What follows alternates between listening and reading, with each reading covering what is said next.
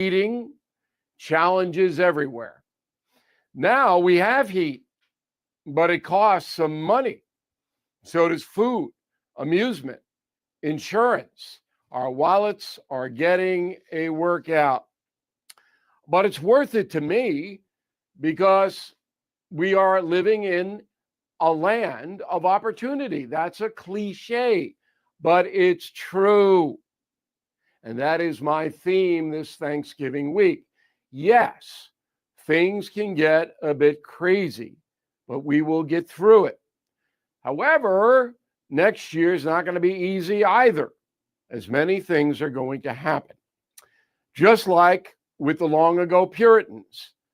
But we certainly have more fun than they did. And we don't have to wear those dopey hats. Back in a moment. Bill O'Reilly here. If you are stuck in a timeshare you no longer want, my friends at Lone Star Transfer can assist. Over the past 15 years, the family-owned company has helped more than 30,000 owners break free from their timeshares.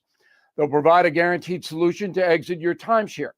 So please call Lone Star Transfer 833-594-0079 or visit LoneStarTransfer.com. That is the Morning O'Reilly Update. More analysis later on. From the Michaels Flooring Outlet Weather Center. Meteorologist Chance Koch with your first alert forecast. Going to be in for a gusty and cool day with temperatures back towards the lower 40s, but feels like going to be stuck towards the lower 20s with wind gusts out of the northwest up to 35 miles per hour. Looking mostly sunny for Thanksgiving Thursday, a high of 41 degrees. Friday, mostly cloudy, 38. Then we're going to be seeing late Friday night into Saturday, a chance for snow, switching back over to rain. Temperatures going to be a little bit chillier towards the upper 30s this weekend. In the first alert for Weather Center, I'm meteorologist Chance Koch.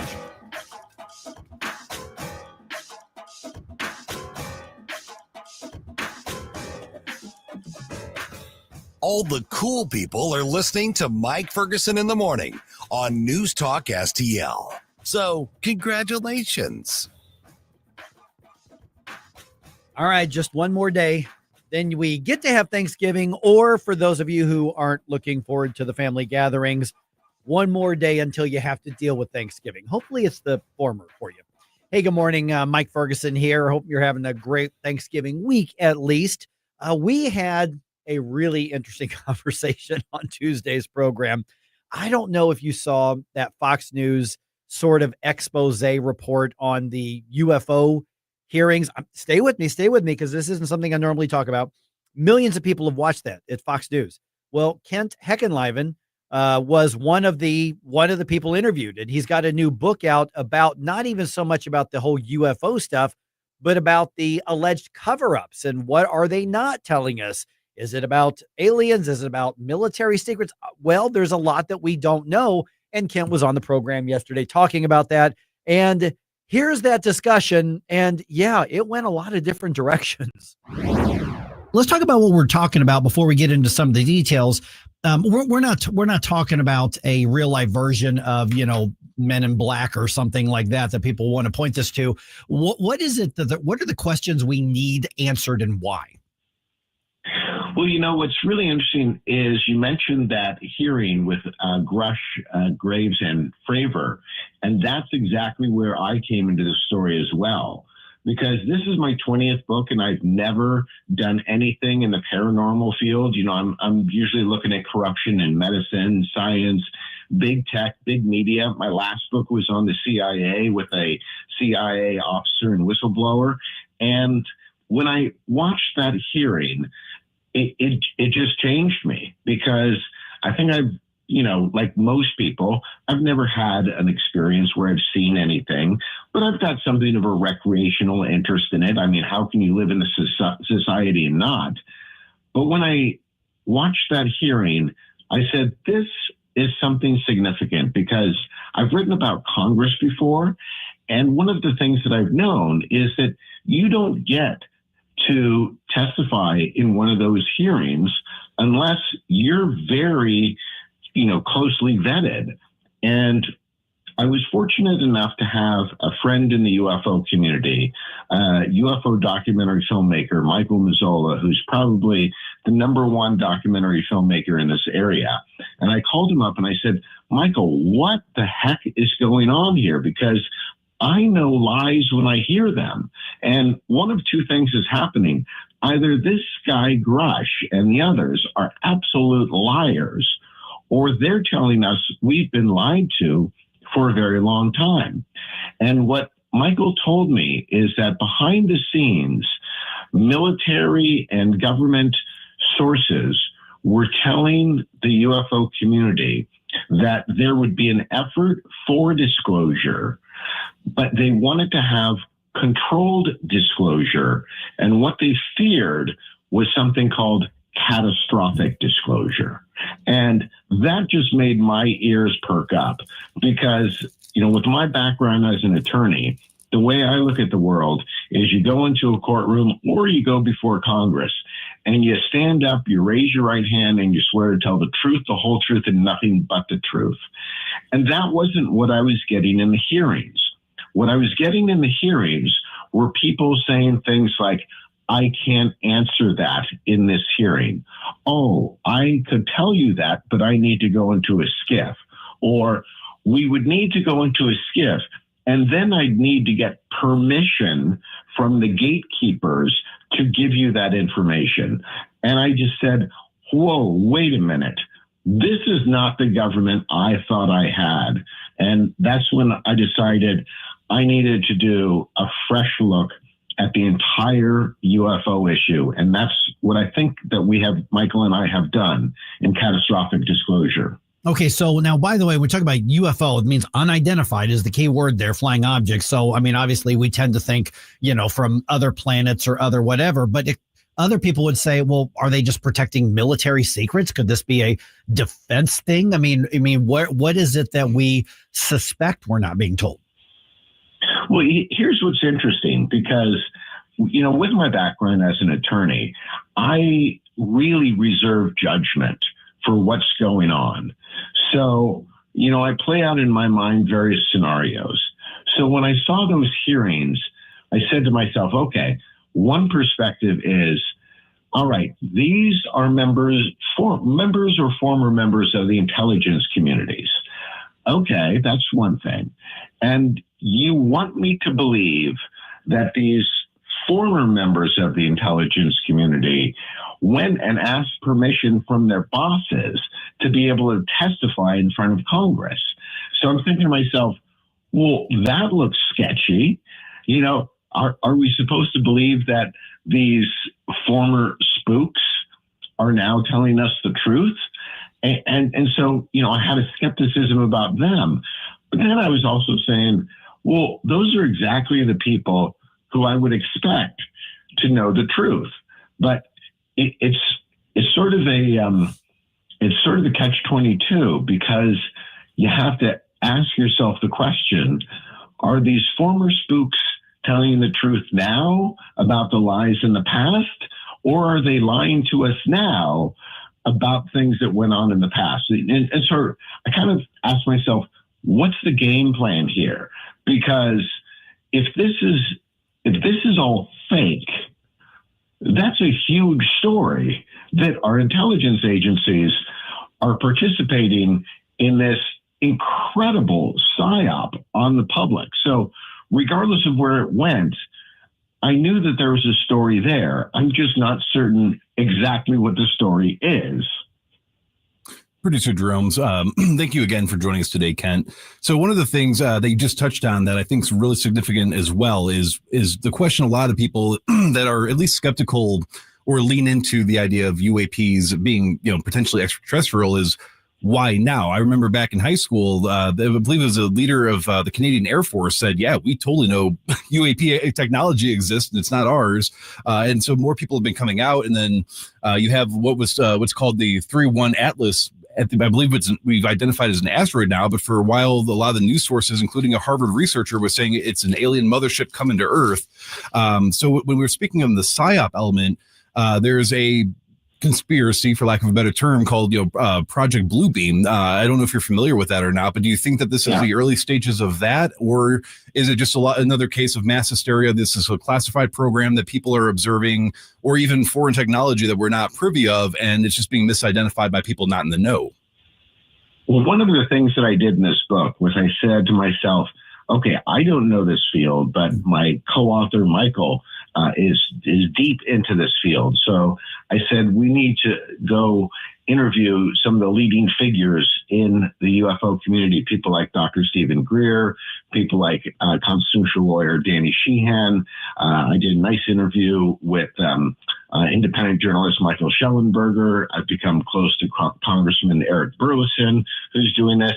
And the fear of many in the UFO community has been that the aliens are real, they are not a threat, but our intelligence agencies are going to begin a campaign to panic the public that these creatures and this phenomenon is dangerous, to justify huge military spending in order to justify their action. So the question is whether this is all part of an exaggerated alien threat in which they'll give us some information and seek to terrify us. Now, you mentioned 3-Eye Atlas, and I just went on Fox News to give, to throw cold water on the idea that this was an alien ship. And, you have to question when people like a Harvard astronomer, Avi Loeb, come out and very publicly say, oh, there's a 30 to 40% chance that this is an alien ship. And then you go and look at what planetary scientists are saying, like the group from the University of Pennsylvania, people like Neil deGrasse Tyson, and they say to themselves, look, this is only the third interstellar object we've ever observed. So yes, it's going to have some unique characteristics, but in no way is there any reasonable possibility that's an alien ship. So you ask yourself, why are people like a Harvard astronomer going so beyond the evidence? And it fits into this alien threat narrative. So I don't know if this entire effort is just part of a psyop to convince people that aliens represent a threat and we have to spend billions of dollars to defend ourselves against them, or if this effort for disclosure is being led by honest people who are hoping that we can do something positive for the world by telling the truth about what's been going on for the past 80 years. I still don't have an answer to that question. I'll parrot Senator John Kennedy a little bit. I think that if there are aliens from other galaxies that are coming by here, they'll probably take one look at the neighborhood on Earth and lock the windows as they go by. Yeah. And it's kind of interesting because I say to myself, if there are aliens, what are their intentions toward us? Because I ask the question, any intelligence that rises to dominate its planet will probably have gone through a number of things like human beings have. We are not so different from the creatures from which we evolved. I mean, when you look at chimpanzee societies, for example, there is war. I think there are certain negative things that come along with intelligence, and I wouldn't be surprised if these aliens exist, whether they might not have a number of shameful things in their past as well. All right. The book is called Catastrophic Disclosure, The Deep State, Aliens, and the Truth. And we find that, Kent, and if people want to connect with you, they do it how and where? The book is available on Amazon, Barnes & Noble, and wherever books are sold. And you can check out me at my website, KentHeckenLivelyBooks.com. All right. Got some thoughts on that? Shoot us a note on social media. All right. Don't forget our food drive, by the way, is in full swing right now. You're probably getting a lot of your deliveries for your holiday gifts, your Christmas gifts coming right now. Hey, save one of those boxes. This is my challenge, and I've said this a few times, and I'm going to say it a few more.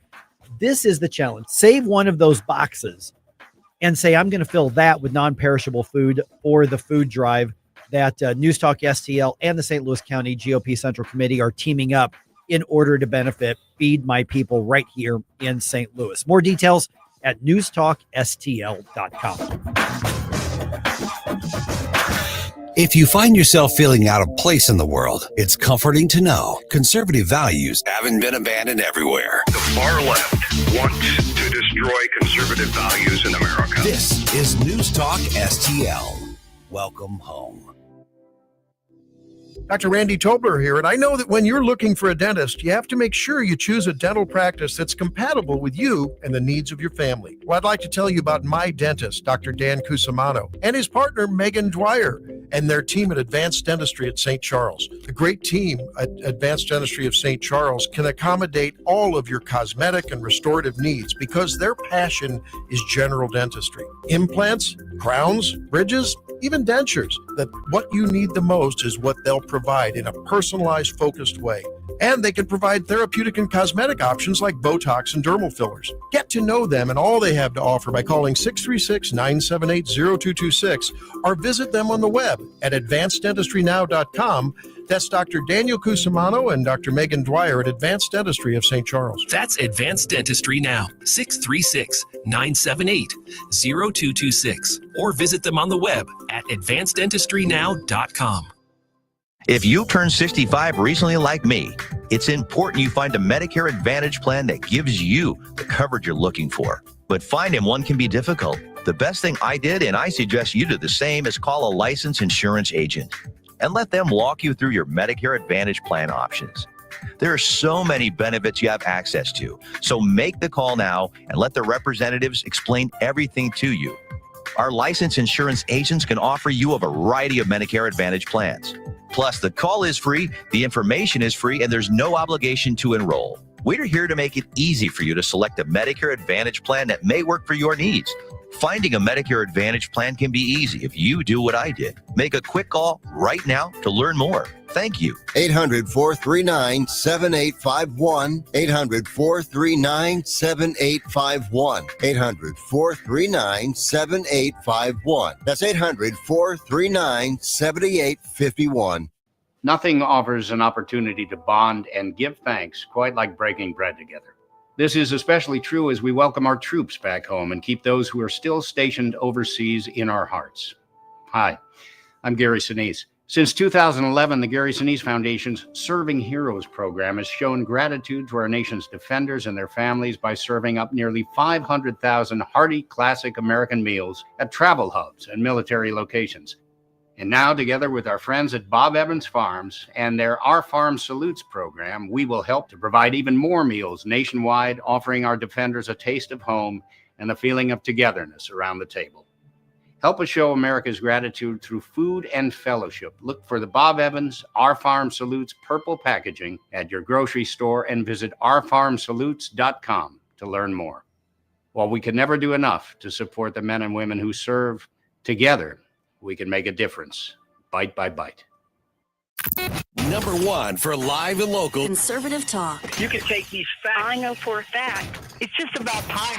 It's not now. When? Oh, there's just so much to say and not enough time to say it or do it. I'm sorry. This is our country. This is the country that you and I love. I'm kind of not surprised. Man, that's what they need. Very upset. A lot of fear. I agree with that. And well, who couldn't agree with it? It's a fact. 101.9 and 94.1. St. Louis is number one for conservative talk. News Talk STL. We'll prevail.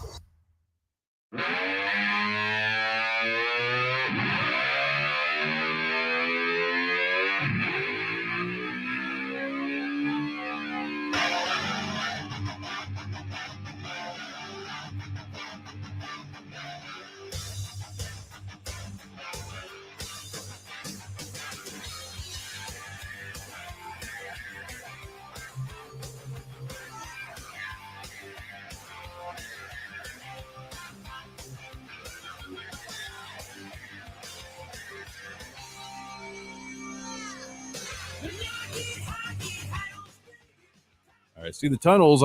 Mike's got to be around here somewhere. I'm here. Again, why? I know. We can't keep you out of here. I know. I'm taking the day off here. I've done. Listen, Tim's going to be here in a few minutes. Tim and Susie are going to handle it from here. But I want to at least set up a nice show for them. Just say it. You ruined the carpets. It looks like you were trying to Mission Impossible your way through the vents when I came in. I know. Well, the boss isn't here yet, but the insurance covers that. I'm pretty sure.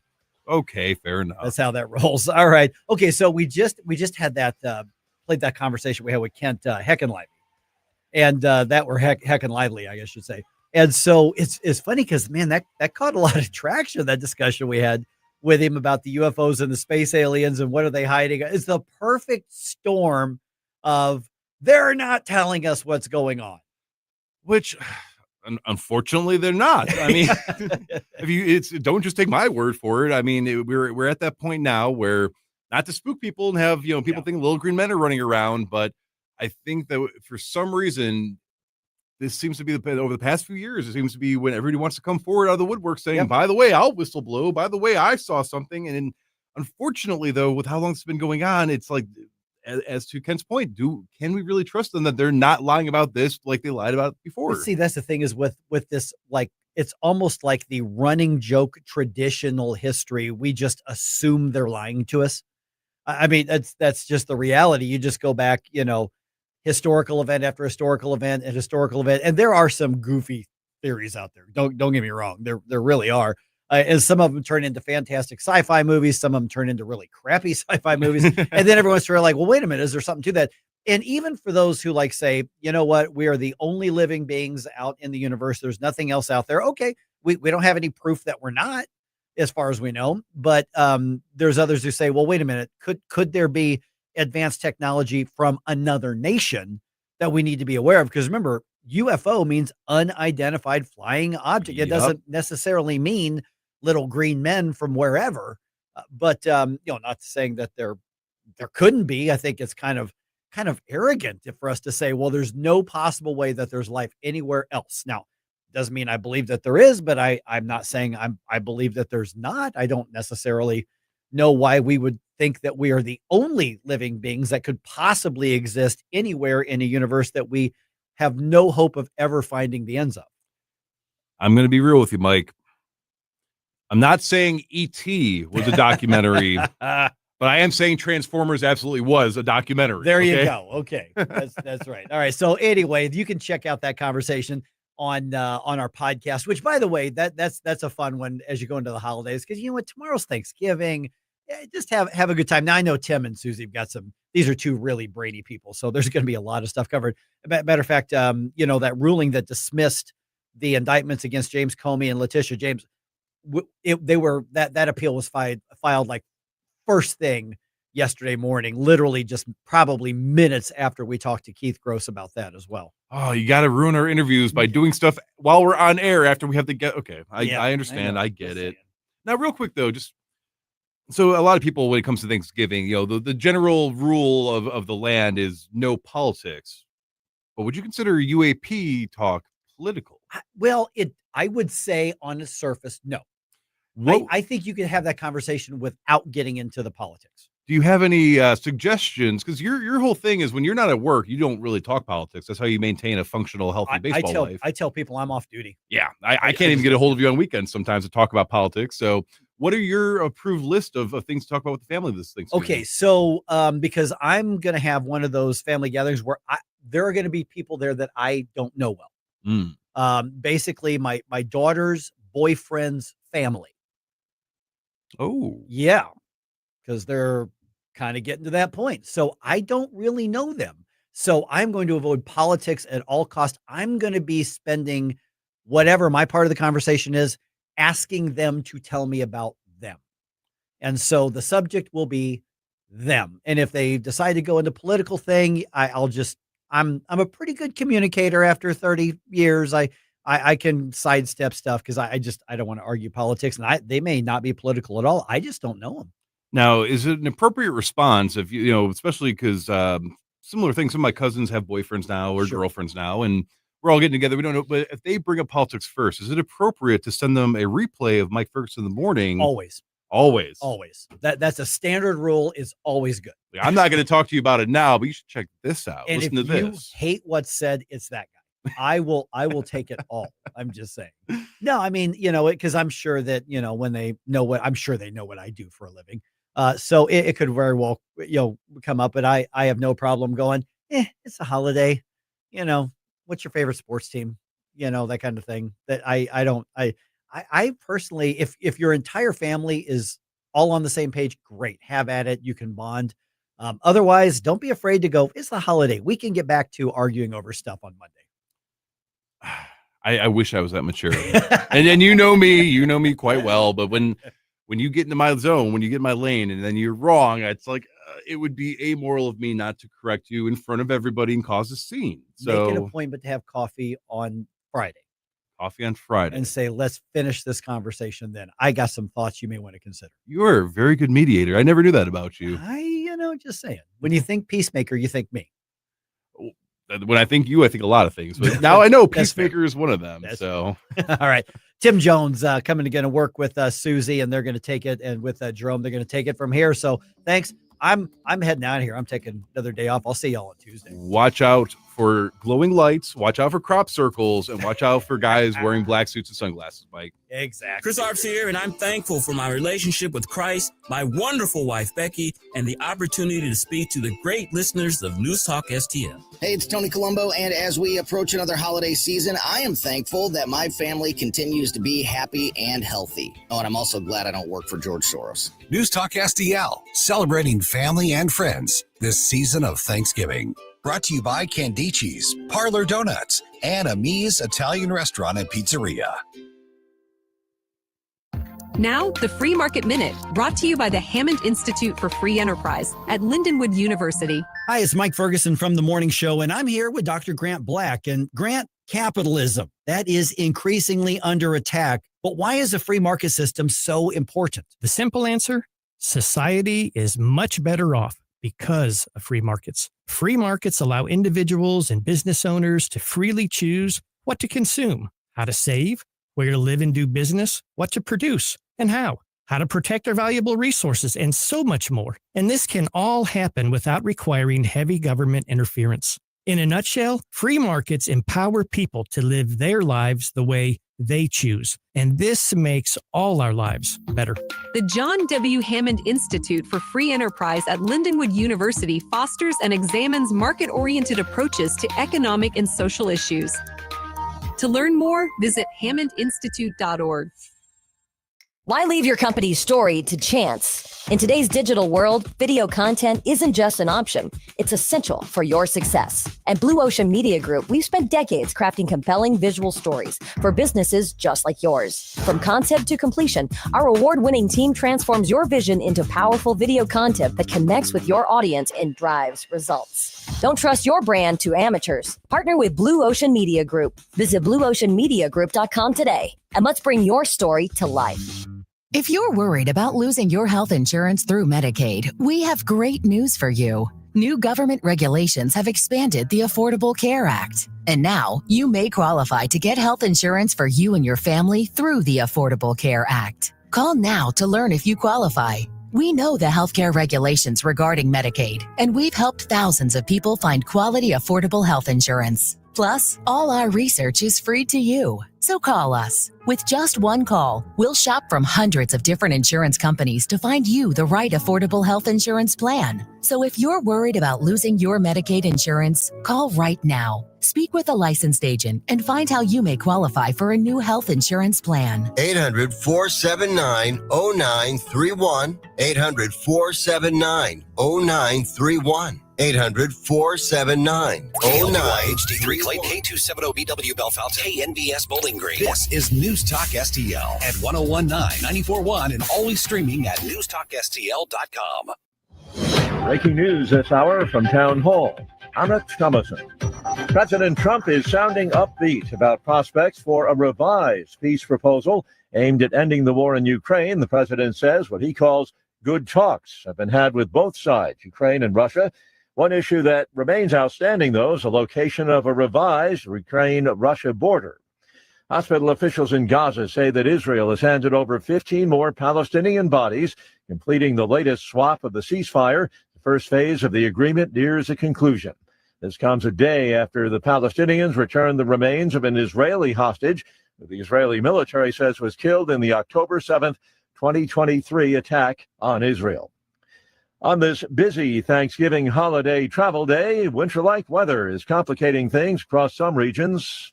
A winter storm across the northern part of the country. That's impacting North Dakota, Minnesota, including Minneapolis, and then portions of the northern Great Lakes. And that's going to bring accumulating snowfall into the day Wednesday. Mark Chenard at the National Weather Service. Some interstates have been closed by heavy snow and high winds. The official start of winter is still close to a month away.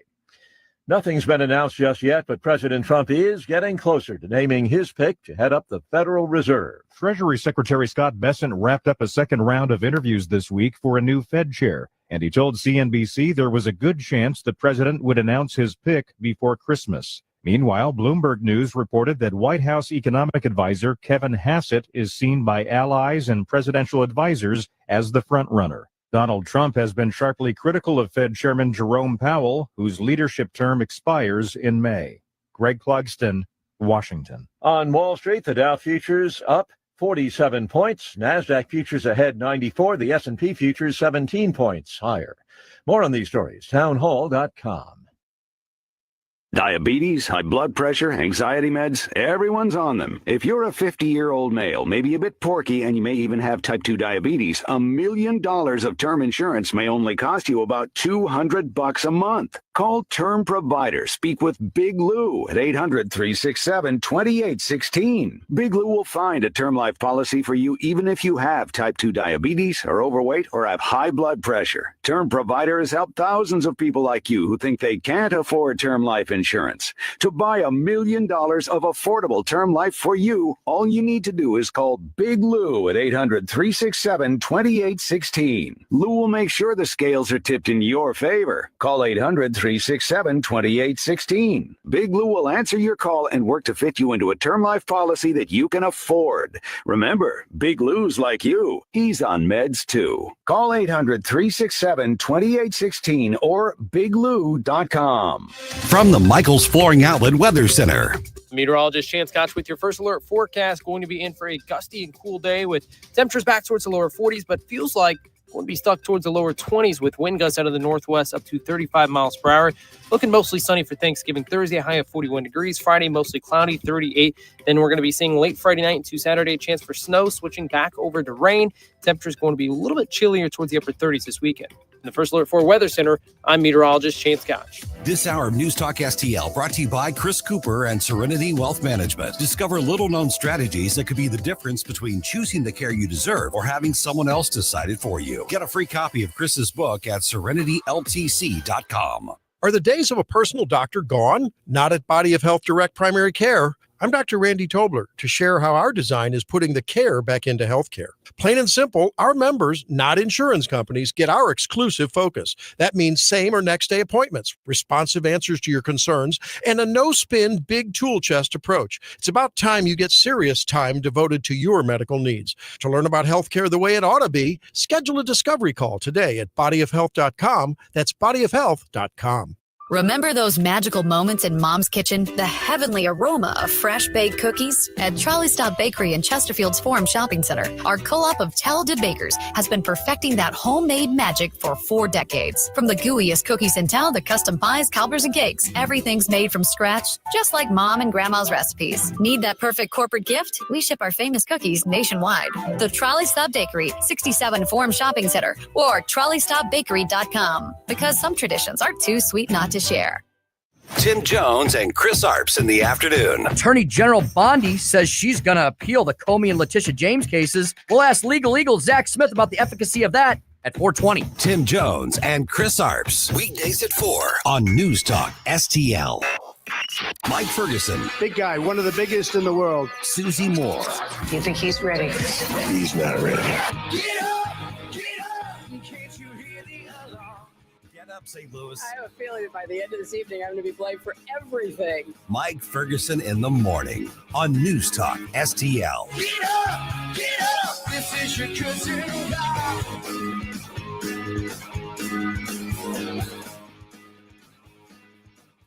Well, good morning.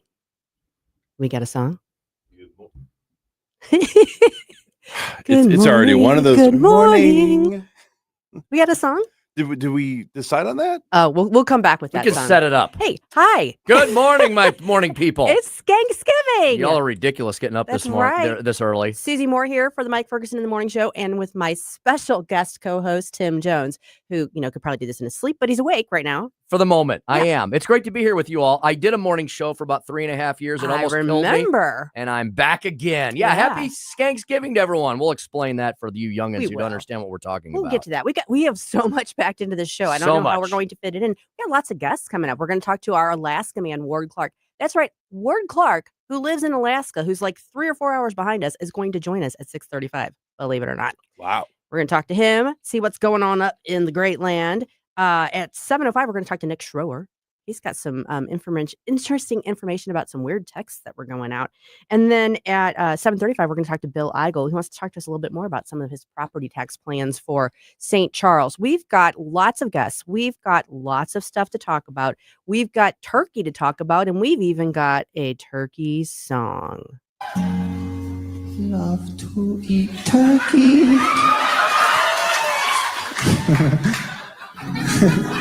Love to eat turkey. I love you. Love to eat turkey, 'cause it's good. Love to eat turkey like a good boy should, 'cause it's turkey to eat. So good. That clapping's messing my head up, man.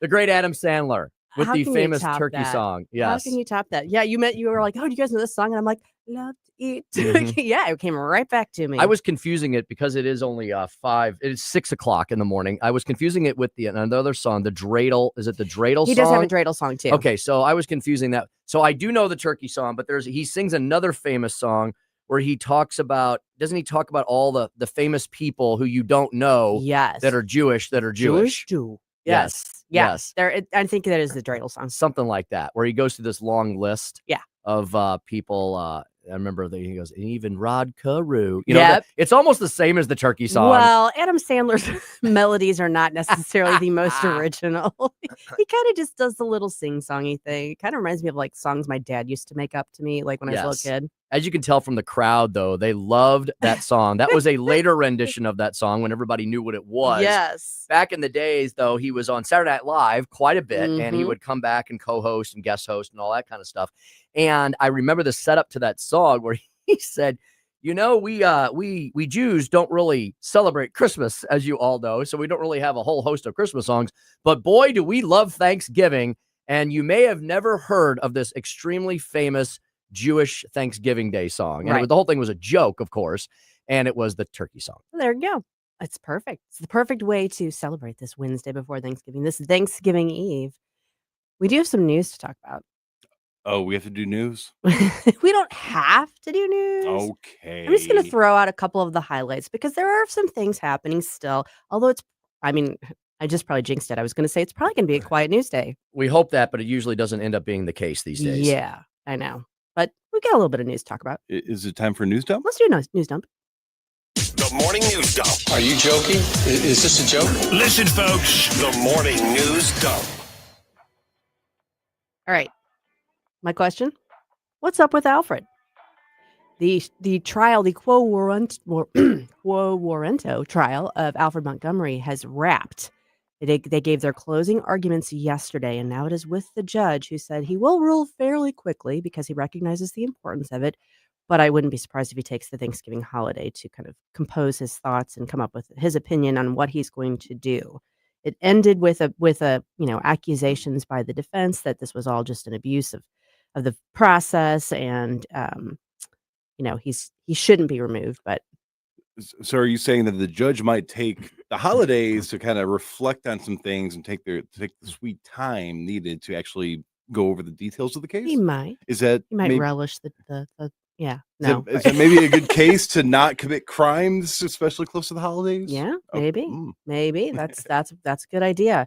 Tim, I don't know if you've had much, interest in what's going on with Alfred. Passing interest. Yeah. For the me, whole thing, Susie, to me seems like another tragic chapter in the ongoing tragedy known as the city of St. Louis. yeah. Well, that's true. Well, So I think a lot of us just kind of shake our heads and go, "Well, there they as There as, they go as the again. Gipper would say, well, there they go again." Yeah. Yeah. We'll dig into it just a little bit more, a little bit after this. But there's another big rumor thing swirling around D.C. Could one of Missouri's own be headed to an even more prominent position in the Trump administration?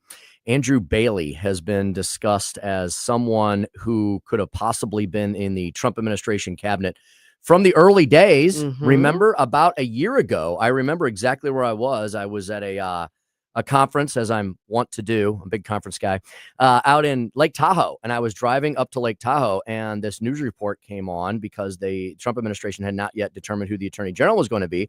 And the rumors were swirling that it might be Andrew Bailey because he had taken a little plane ride down to a place called Mar-a-Lago, White House South, as the Trump administration was putting together all of their cabinet picks. And so his name was very much in the mix. He ultimately did not get the position, but here we are. Isn't this amazing? Since he won, and everyone was like, oh, he was never a serious consideration, blah, blah, blah, and so forth. Barely 1 year later, Andrew Bailey is now one step closer to that job that he was originally rumored to have gotten because he is now in D.C. He is working for the Trump administration. Right. He is under Kash Patel at the FBI. Deputy director at the FBI. So there were two different rumors that went swirling yesterday. One was that he might replace Kash Patel. Correct. And that was, I think MS Now was reporting on that. And when the report came out, it just so happened Kash Patel was in the Oval Office with Donald Trump. And so Caroline Leavitt, the press secretary, so the ultimate troll, brings this to their attention. She's like, oh, did you hear that you're out? And so they took a big picture smiling and grinning with their thumbs up for the camera, like fake news. So, Susie, do you think these rumors are so look, there's two types of rumors, right? The ones that are absolutely concocted by the media, and then there's the ones that actually have grains of truth in them and might be heading towards some kind of reality. Which one do you think this is? Because this has been for ever since Kash Patel was approved for his nomination. Ever since he was approved, there's been rumors that he's going to be on the outs. Yeah. So I can't decide whether to believe this or not. No, I don't think this one's true at all. Okay. There are other rumors that perhaps Bailey will be tapped to replace Pam Bondi. Yeah. And I think this whole thing has been a bit of a Trump administration psyop, little trial balloons, where they've let the focus be on Patel. But I've been arguing from the beginning that Bondi has been the one that's made the more missteps and mishaps. Yeah. Beginning with the Epstein files, which I know you guys have been covering it quite a bit. I personally couldn't give much of a flying rip about the Epstein files because I'm like, okay, really? Well, because look, they were released. The law, we literally had an act of Congress pass over a week ago. So have we got Trump yet? Did we get Trump yet? Right. No. Have they been released? Is he gone yet? See, I think the thing was a political cudgel used by the Democrats, and that they'll never get Trump on the Epstein files because there's nothing in the Epstein files to get Trump with. Well, okay, but to be fair, though, Pam Bondi confirmed that they were flagging his name in the files and redacting them, though. Is that not... Because for me, it's like, I can understand that there's probably not an organized spreadsheet in Excel with all of the people. He's like, okay, these are my abusers with me. These are just people I'm business with. I can understand that. But when you have somebody going through and redacting your name from the files, it doesn't necessarily make it look very good. I would ask, what context was he referenced, though? Was he at a party with 5,000 people and Epstein and Trump happened to be in the same room together? Or is there some kind of alleged illicit activity? I think what Trump was doing with the Epstein files was he was protecting other powerful people on both sides of the aisle, and he didn't want to hurt people unnecessarily. Right. And maybe, how about this altruistic motive? Maybe protecting some of the victims as well and dragging all their names through the mud. Yeah, just an interesting little aside on that. They have 30 days to release the information from when the act passed, and the DOJ has gone back to the courts for Epstein and Maxwell for those cases and asked, okay, we asked you to unseal these? We're asking you again now that there's an act of Congress telling us to do this. So those judges have that under submission as well. Something to keep in mind. 50 years later, we still may be talking about this, just like with JFK. We may still be. I do want to talk about something else that's kind of important. We've still got the food drive going on, the NewsTalkSTL food drive with the St. Louis County GOP. I have a really funny, really quick story to tell about that. Have you ever heard of the Fetch app? No. Okay, it's an app where you can track your receipts and stuff like that, and you get little points, and then you get discounts on things. So, fortunately, they're totally spying on you. Whatever, I don't care. I have it, and sometimes you have to scan the barcodes. Well, I brought in a bunch of food the other day for the food bin outside the NewsTalkSTL station here, which you can do that too. And I forgot to scan the thing. So yesterday I went into the food bin and I pulled out the item, scanned it, and there was a guy walking by, and I'm like, he totally thinks I'm stealing from the food bin. So I promise I was not. Anyway, we've got a food bin outside the door here at NewsTalkSTL. We've got them all across the St. Louis area. Chris's Pancakes House, Michael's, Bartolino's. Please bring your non-perishable items and help us support feedmypeople.org.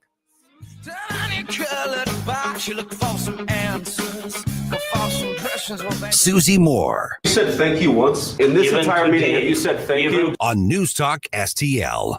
Hey, it's Vic Porcelli here with our great friend Chris Cooper from Serenity Wealth Management. Hi, Chris. How are you, Vic? I don't want to put anybody else down, but when you go up and visit you at Serenity Wealth, your place looks like home. So a lot of financial advisory offices, they have, the big mahogany desk or the big marble entryways and things like that. The stock market channel on the TV when you walk in the door, right? That doesn't really drive a good conversation. Good financial guidance and advice starts with a good conversation. People are nervous. People are afraid to talk about finances, right? And so you can see a little standoffish. Well, my objective is to try to have a good casual conversation. By having those conversations about life, goals, objectives, it's what makes me understand what our financials are supposed to fund. So if somebody does want to have a good conversation, how do they do that? How do they find you? Our website is the best way to do that because you can get all the information you need to understand where we are, get a little bit more information, all that. SerenityWealthNow.com. Reach out to Chris and Stacy today at SerenityWealthNow.com. Investment advice offered through Fortis Capital Advisors, LLC.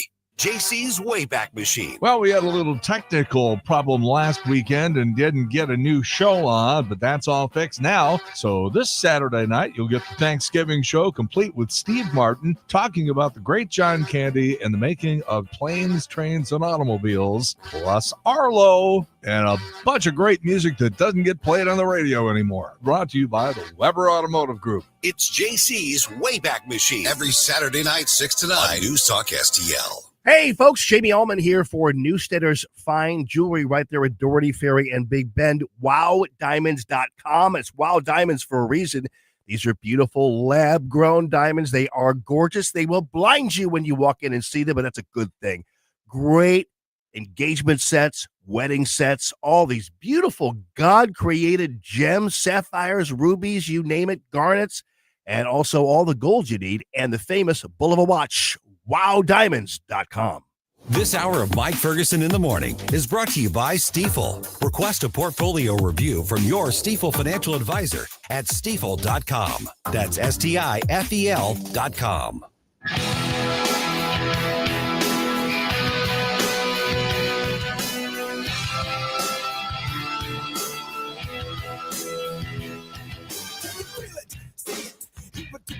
If you can't, then it doesn't matter anyway. You will never understand it because it happens too fast. And it feels so good, it's like walking the glass. Let's get back to all this madcap mayhem with Mike Ferguson in the morning. But don't forget, stick around for Jones and Arps every Monday through Friday, 4 to 6 p.m. He's talking and he's not talking. It's so strange. So weird to hear myself. So always. That weird. voice sounds super familiar. I wonder. Never gotten used to that Super after duper familiar. 15 years or so. It is Yes, weird. I know. yes. I saw I'm like, oh, that's me. It's like it's magic. Well, this is magic. We're here with you on the Wednesday before Thanksgiving to kind of help ease you into the holiday. As I said, we've got lots of news stories to cover. I wanted to start out, though, talking locally. We started kind of talking about this in the last segment. So the quote Why am I having trouble saying that? Quo warranto. It usually just rolls right off your lips. I know. Yeah. Quo warranto. There you go. The trial to see if Alfred Montgomery will be removed from his position as sheriff of the city of St. Louis has wrapped. They did their closing arguments yesterday. To me, the most interesting aspect Susie, of is this the civil case? This is the civil case. Okay. This is it's not federal. This is state. It's in front of a city judge, and it's to see whether or not Alfred keeps his position while his criminal trial is proceeding. Which is the much more serious one. Way more serious. No, this is just, do you keep your job or not? Mhm. And for me, the interest has been more because I'm not a city resident and I don't work in the city anymore. I mean, of course, I have a passing interest in what's going on with the sheriff there. But my real interest is because I know the players involved in terms of the attorney representing him and the judge overseeing the case. These are people that I practiced in front of for years because Dave Mason, who is the attorney for Alfred Montgomery, used to be a city judge.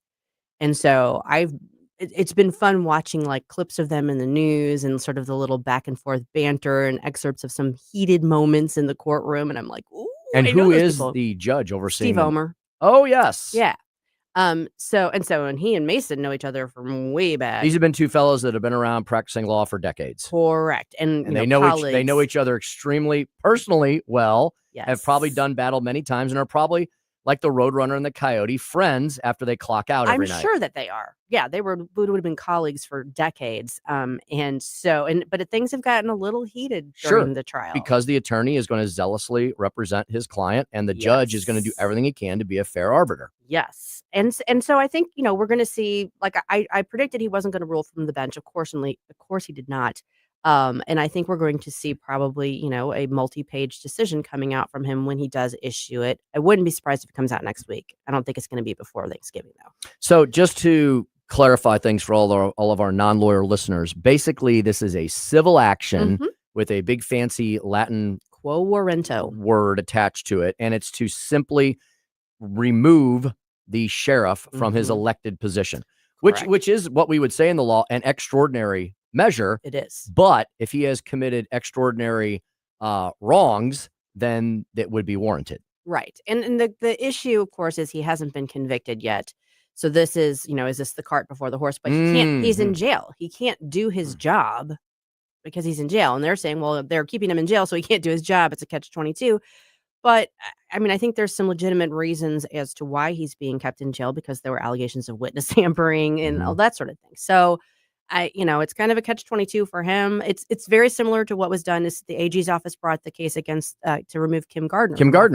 Everybody remembers that. Yes. So this is the same type of proceeding, and I think we should probably know probably I would guess next week whether he gets the boot or not. And this kind of falls under the overall umbrella, right, of the city's primary problem, which is providing a safe environment where we practice law and order. Yeah. Well, and just normal processes and procedures. If you can't fill the potholes and pick up the trash on time and shovel the snow, so to speak, then everything else kind of falls apart or by the wayside. Yeah, this is true. And, I think the new mayor is doing her best to get us back to a point where those basics are being covered. We'll see how this winter goes. That'll be interesting. But the thing about the sheriff's office, too, is, people think, oh, law and order, crime in the city. Well, the sheriff's office doesn't really oversee like law enforcement. They're more like they're serving subpoenas. They're transporting prisoners. They're, the bailiffs in the court system, that sort of thing. So they're law enforcement related, but it's not like they're the ones hunting down the criminals. But what their function is extraordinarily important. And you need a person leading that department who is there and who is, ethical. Yeah, they help handle the administration of justice, right? Which is it again, if you can't run the railroad on time, then everything bottles up, crashes, burns, and falls apart. Yeah. And isn't it amazing that this is the point we've come to in the city of St. Louis, where if we can't get the basics right, then forget about anything else. And the reason we got here is because city leadership, most of whom are gone now. Isn't that amazing? We're sitting here in November of 2025. No Kim Gardner, no Tashara Jones, and no Cori Bush. So does that mean we've hit rock bottom and we're bouncing back the other way? I'm not, maybe, but a little tiny bounce, perhaps. Yeah. I mean, so when was the last time you heard anything in the news about, is it Gabe Gore that took over? Gabe Gore, true. Nothing. You haven't heard anything. A good thing. That's a good thing. That means he's doing his job, and that means that there's not a lot of like controversy coming out of the circuit attorney's office. Right. Instead of engaging in all this emotional brouhaha like they're doing right now in Chicago, where every day it's all about reimagining justice and figuring out new ways to they don't call it defunding anymore, but whatever they're doing with the police these days, right?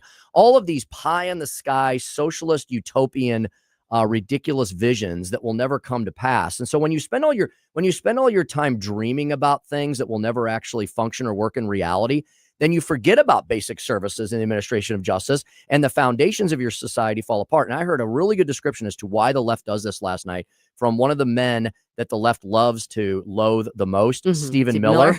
I knew I was going to say that. Uh-huh. And he called it it's a tough word to say, especially this word early in the morning, the Somaliazation of the United States of America. Oh, right.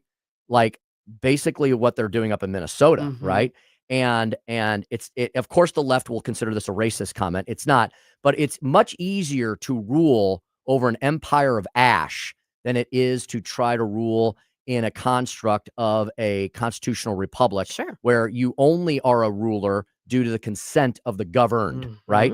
Versus it's much easier to rule over a place that's been completely and utterly demolished, and then you come in and just kind of kick around the rocks and the ashes every so often. Right. Interesting. I think I understand that point. And I do think, I think we're seeing maybe that things are starting to turn around. But At least obviously, here. Yeah. But obviously there's a long way to go. And, we'll see what happens with his case. I did want to mention this because I think we talked about this on the show last Friday. It was breaking news during the show. There was this shooting at Lambert Airport in Terminal 1. It was a fatality.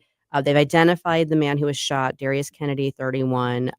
He apparently was carrying a knife when officers approached him. They ordered him to drop it. They deployed a taser, and he didn't comply. And so that's when they shot him, and then he was killed. We don't know a whole lot about his background, but it sounds like he was probably homeless and maybe had some mental health issues. So it's a tragic situation all the way around. The people that the Democrats say they want to care for the most are the ones that seem pay to the get price. the most left behind. They do. And it's just, it's terribly, terribly sad. That the family has, I think, started a GoFundMe page to kind of help try and pay for the burial expenses and that sort of thing. But it's a horrible situation. And also, just think about people, this is the busiest travel day of the year. You're going to be Indeed. in the airport. You don't want to think that there's going to be any sort of, you don't want there to be a shooting. You don't want there to be anything like this. It's the last thing that would come to your mind or should come to your mind in a civilized society. Yeah. Well, unfortunately, that we don't live in a fully civilized society. But at least we're not Chicago. We are not that. Another follow-up, we just had Billy Crowan sitting in the other day. Yes. And he was talking about the Festus City Council's moves about maybe approving a data center. And they took another step forward on that Monday night. They approved annexation for it. This is just a preliminary move. And there were protesters there. There was a little hubbub about it, but they have taken a step forward for that. So I did want to follow up on that since we talked about it when Billy was here with us. I'm of the mind that we better be doing data centers or the Chinese are going to crush us on that as well. And I believe there's a proper time and a place for data centers. You got to locate them in the right place. They have to have the right access to the right resources. You cannot impact the local population. So put them in a place with the infrastructure around it where it makes sense. Yes. But if we run and hide from things like this, then we're going to end up in the same place we are right now on things like rare earth minerals, right? We have plenty of rare earth minerals in this country, but we've decided to handcuff ourselves and not harvest them because they're in places primarily like California. Now, should I get my hopes up too much, or should I squash it now with thinking that maybe this will be what it takes to get us a step closer to nuclear energy? Because, I mean, when you have so much going on with AI and so much going on with data centers, that requires a lot of energy. I think that's reasonable hope. I think we're seeing it's more accepted now than it used to be. And there, it's cleaner technology.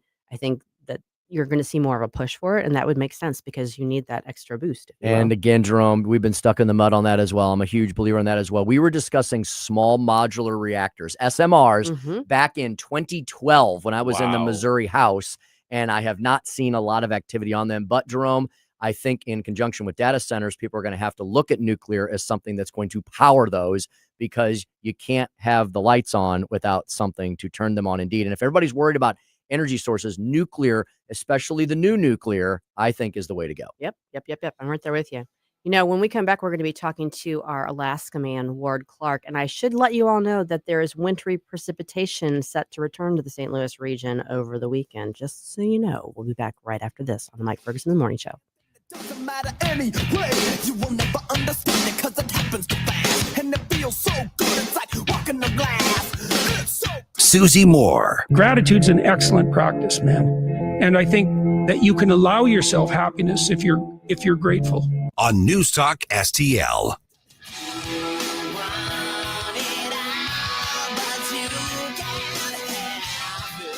From the Michaels Flooring Outlet Weather Center. Meteorologist Chance Koch with your first alert forecast. Going to be in for a gusty and cool day with temperatures back towards the lower 40s, but feels like going to be stuck towards the lower 20s with wind gusts out of the northwest up to 35 miles per hour.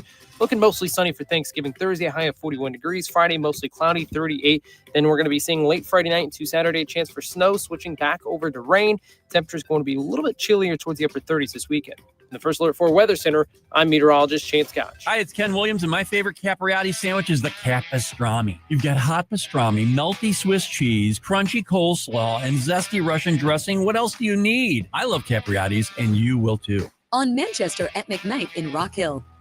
Connor Roofing. You can count on Connor. Connor Roofing is now a 2-time winner of the National Best of the Best Award for customer satisfaction for roofing, storm damage restoration, siding, gutters, both residential and commercial. Please visit ConnorRoofing.com for an estimate. And remember, you can count on Connor. The Vic Borselli Show. It is an honor and a privilege to have U.S. Senator Eric Schmidt. Hey, I have to tell you, I don't know if I've ever told you this. In the 90s, what would this have been? Mid-90s. Yeah. And I was I worked at Grant's Farm and I had a couple other jobs. In the afternoon, I would often hear and listen to Borselli's Deli on the radio. Thank you so much. Thank you for listening. Thank you for making me feel older than I already feel. That's just great. Vic Borselli, live and local, weekday mornings at 9 on News Talk STL. Hi, I'm Mark Sutherland, founder of Stone Ledge Distillery, and I'd like to give you a bottle of Stolock whiskey or Inversion vodka. Just register now at NewsTalkSTL.com and come experience what Missouri Ozark Highlands craftsmanship really tastes like. At our tasting room in historic Defiance, you'll enjoy Stolock whiskey, Inversion vodka, and other Missouri-made spirits, wine, and craft beer in a beautiful cocktail lounge, our cigar room, or out on the patio every weekend. And right now, win a bottle of Stolock or Inversion at NewsTalkSTL.com. Come raise a glass in Defiance. News, analysis, opinion. Don't always agree, but in love listening to your radio station. This is tyrannical stuff they're doing. Elections have consequences. This is 101.9 and 94.1 News Talk STL.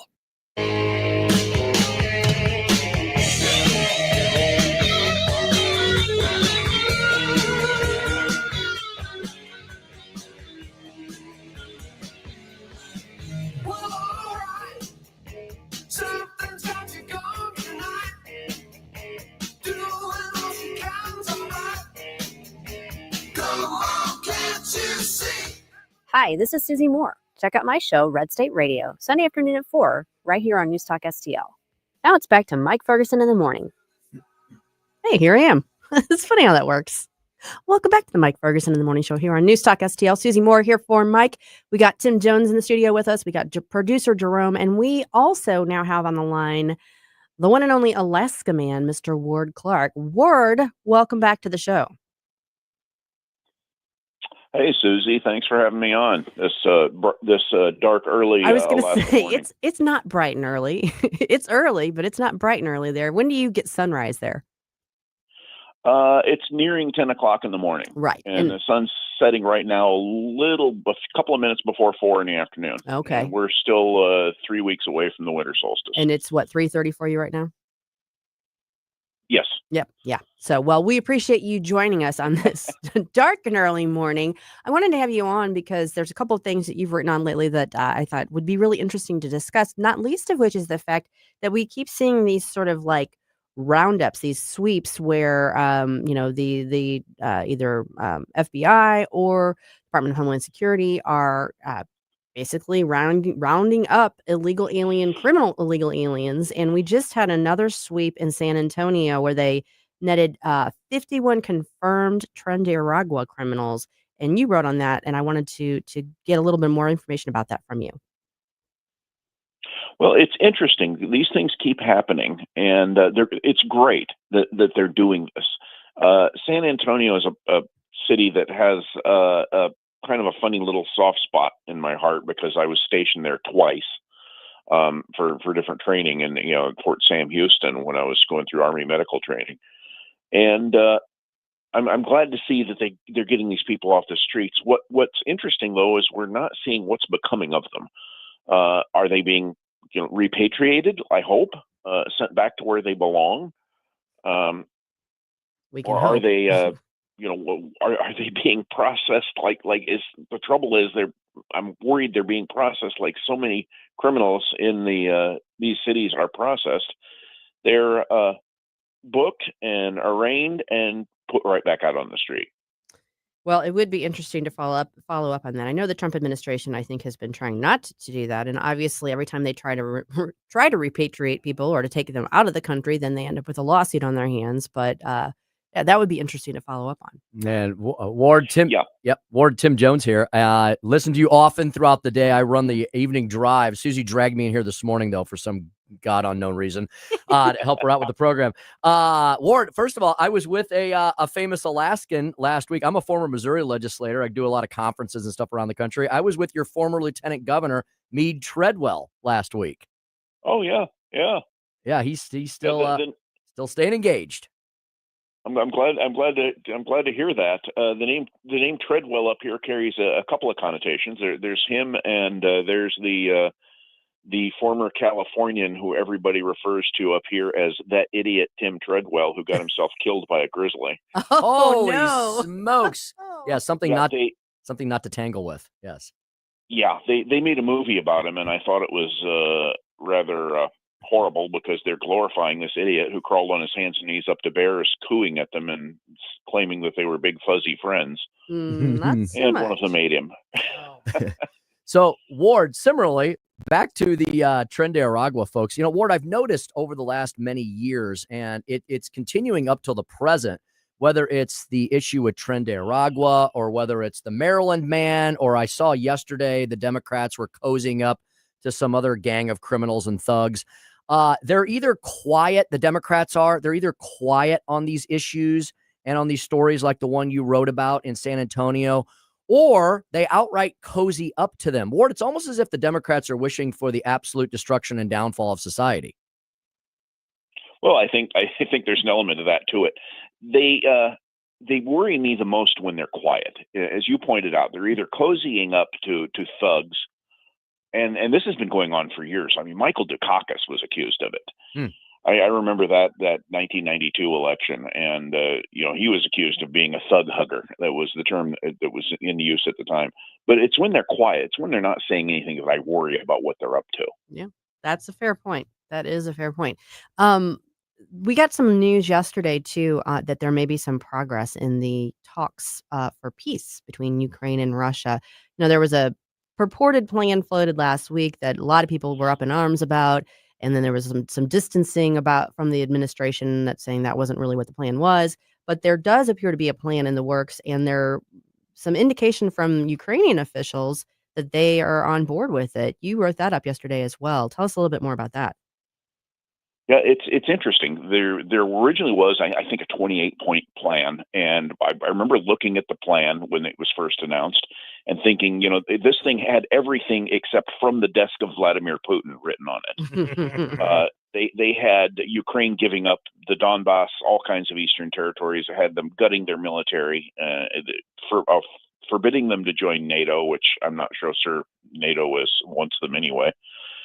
And a host of other things. And there was no way Ukraine was ever going to accept that. Well, they didn't. And now there's, I think, a 19-point plan that apparently Ukraine's much more open to. And I have a feeling they're still going to lose the Donbass. They're going to have to give up forever any hope of getting any part of the Crimean Peninsula back. Russia's never going to give that up. That was never in the cards from the beginning. I've been saying for a couple of years now that the best Ukraine could ever hope for was a return to the status quo ante 2022. Russia leaves, goes away, keeps the Crimea, and Ukraine gets to stop shooting at, they both sides get to stop shooting at each other. I suspect they're going to lose the Donbass in this new deal, although I have not seen that detailed yet. And Ward, do you think this is just, as you referenced at the beginning of your last answer, a ploy by Putin? Are we being played by Putin once again? Does he really want peace, or does he want Ukraine to become the Ukraine again, simply another region of Russia like it was, over the last many, decades and generations of the old Soviet Union? I think he would love that. Vladimir Putin, remember, is an old colonel of the KGB. He thought the Soviet Union was wonderful. Mm-hmm. He has said the fall of the Soviet Union is one of the worst things to happen in human history, which is a horrible notion when you think about it. But I think he would, yes, love to take all of Ukraine back. I just don't think Russia can do it. They've been at a standstill now for a couple of years. They're in kind of a high-tech version of the Great War of 1914 to 1918. Their lines are pretty well established. Now they have much more long-range weapons. They can, Ukraine hit Moscow, for Pete's sake. That hasn't happened since 1941. And Russia's striking deep into Ukraine. They're hitting targets very near the border with Poland, and that's making Poland rather nervous. And Poland is a NATO member. Mm-hmm. But I think he would love to. I just don't think he has the wherewithal to do it. And I think he is starting to realize that. And I suspect there's probably people in the Russian government who are pushing him a little bit on it, saying, take this deal. Well, it'll be interesting to see if we do see any progress on that front. It would certainly be another feather in the cap of the Trump administration, President Trump, although he will not get credit for it from those on the left. We know that that's okay. The important thing is to stop the killing, as he says. President Trump could find a cure for cancer, and the Democrats would yell at him for putting oncologists out of work. Well, that's true. You're absolutely right about that, Ward. Many of our listeners probably are familiar with your work, but for those who are not, Ward is one of our most prolific writers at Red State, and he does a lot of our VIP content, which is our membership program that gives you sort of added bonus content, and it helps you help support the site. Ward is one of our big contributors to VIP, and you do all kinds of regular columns. You do sort of your stormy petrol columns and sort of deep dives and deep thought pieces. But you had an interesting one yesterday that was reflecting on the longest stretch without a major war. And you've got it 1945 to 2025, which, that's 80 years. And we don't think in those terms because we certainly have been at war in the interim, but a major war, that's a very good point. I want you to kind of flesh that out a little bit for us. Yeah, and I should specify, and I may not have made it adequately clear in the article. It's the longest stretch, since the United States was founded. There was the Pax Romana, which lasted about 200 years, where there wasn't a major war in Europe. But it is interesting. We've been, history is punctuated by wars, and we've been 80 years without a major war in the world. And I'm just afraid that we're kind of ticking down towards one. And the problem is our two primary geopolitical rivals are Russia and China. Both of them have nuclear weapons. China has been doing things like smuggling biological materials into the country, which, as a biologist, that scares the absolute K-pop out of me. Mm-hmm. I worry more about biological weapons than nukes and chemical weapons combined. They just are terrifying if you know the capability. And both countries are poised on the edge of a demographic cliff. They've got one foot over the edge and they're about to go off. In another generation or two, Russia and China might not exist as recognizable nations. The leaders of both those countries know that. And I worry about what a desperate people with nuclear weapons might do. Yeah, that is worrisome. Yeah, or I mean, are you a little surprised? Are we, or should we be surprised at all that there were predictions, Ward, a year or two ago that China was going to move on Taiwan? That has not happened. Is that because we have a strong man versus a weak man back in the White House? I mean, is China just biding its time? Are they waiting for the right moment? Do they care who our president is? Again, kind of like Russia, Ukraine, China, Taiwan, similar analogy, I think. But you wonder why that invasion hasn't been attempted yet almost. I would certainly say Donald Trump being in the White House contributes to that. Remember, China isn't like the Western world. Even Japan. I've traveled and worked in Asia and very briefly in China, but I've spent a lot of time in Japan. People in that part of the world think of their history. You know, we think in terms of hundreds of years. They think in terms of thousands of years. China's been around as an entity for a long, long time, and they tend to take the long view. And Donald Trump resumes office. They're like Reagan. They're not quite sure what he'd do, and they're a little worried about his unpredictability, and so they say, well, we can wait. You know, we can wait. And if Kamala Harris was president right now, that she would engender absolutely zero respect on the world stage. And I wouldn't be a bit surprised if China would have tried something by now. Now, the interesting part is Japan's new prime minister, Sanai Takaichi, is saying if China goes after Taiwan, we're coming to the aid of Taiwan, and Japan has been dialing their military in for a couple of years now. Indeed. Yeah, it was. I just read an article about that. Japan is kind of entering the fray, if you will. They've sort of been kind of quiet and mum on this issue of late, and now Takaichi is kind of like, nope, we're not going to play that game. She's Japan's Iron Lady. And it's interesting because Japan is starting to remember, hey, you know, guys, we had a really, really great martial history once. Yeah. And we could again. Going back to the days of the samurai, and of course there's some unfortunate aspects of it around World War II, but absolutely. But they wouldn't, like Germany, when they decided to go to war, they were always pretty good at it. Yeah. Well, I guess it's going to be interesting to watch, and appreciate your coverage of it all, Ward. I know you've got a red-eye flight later today, so we should wrap up and let you go, and maybe let you catch a few more Z's. But let folks know where the best place is for them to check out you and your work. At Red State, obviously, redstate.com, and you can find me on both X or Twitter and Truth Social at The Great Lander. Perfect. And you can find my fiction work at Crimson Dragon Publishing. Awesome. Ward, thanks so much for joining us, and have a happy Thanksgiving. Thank you. You too, Susie. What will Americans be cooking, eating, and potentially debating at the table this Thanksgiving? We'll actually be looking at a YouGov poll on that coming up here at 6:50. So stay tuned.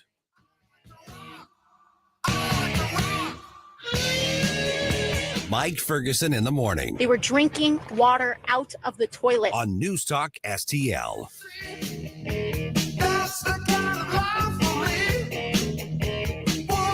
If you have a phone, you have a radio. Download the all-new Newstalk STL app Love the all-new NewsTalk STL app. and listen anytime, anywhere. Hey, Tony Colombo here with Tim Jones for our friends Rodney and Jen Wallner, the Wallner home selling team at Berkshire Hathaway, the #1 home selling team in the St. Louis area. And I can say that from firsthand experience. My wife and I were blown away from the results that we saw from working with Rodney and Jen, from selling our old home faster and for more money than we thought possible to finding our family's perfect new home. They over-delivered every step of the way. And right now, it's still very much a seller's market. So, Tim, for folks that have been thinking about selling their home, it's a perfect time to call the Wallners. That's right, Tony. And don't forget, they're licensed in both Missouri and Illinois. So no matter where you are in the metro area, you can put St. Louis's #1 home selling team to work for you. The Wallners' experience and work ethic, second to none.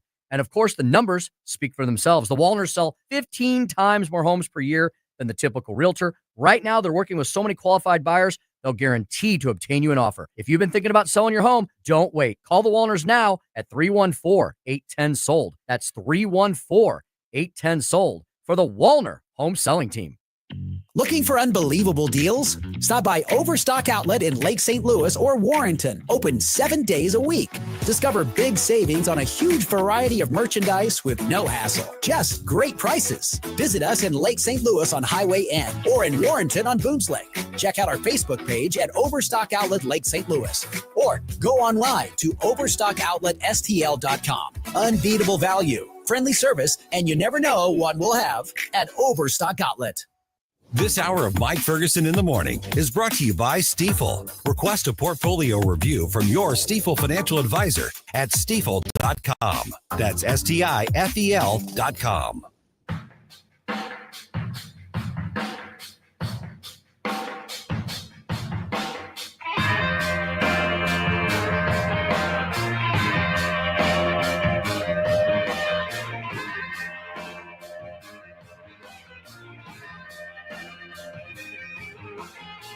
Hey, this is Todd Showalter. Join me on Saturday at 5 as I try to put some fun back into this dysfunctional radio station. It's the Right Mind Show with me, Todd Showalter, at 5 on Saturday. And, speaking of dysfunctional, let's get back to Mike Ferguson in the morning. The turkeys being pardoned today go by the names of Gobble and Waddle. When I first saw their pictures, I thought we should send them, I shouldn't say this. I was going to call them Chuck and Nancy. But then I realized I wouldn't be pardoning them. I would never pardon those two people. I love when he says, I shouldn't say this. Because then he goes ahead and says it. Of course. Yeah, that's his little, he has a little fun with those things. Yeah, that was, I love funny Trump. When he's like at his comedic best, it's like, he's like Triumph the insult dog, but he's funny. And that gets lost in the shuffle of all of the Trump hatred. And it's unfortunate because funny Trump is good Trump. You're watching real live comedy sketches. Yeah. That he comes up with in his own head. He's a master entertainer. He's an incredibly successful businessman. And he's a great communicator as well. His style is different. It is different. But he is a master communicator with the way he does. It's more stream of consciousness. Gets him in trouble oftentimes with the media because they're then allowed to cherry pick and pull out different things of what he says and never leave anything in context. Right. Well, yeah, it's not polished and it kind of is like all over. It's kind of scattershot.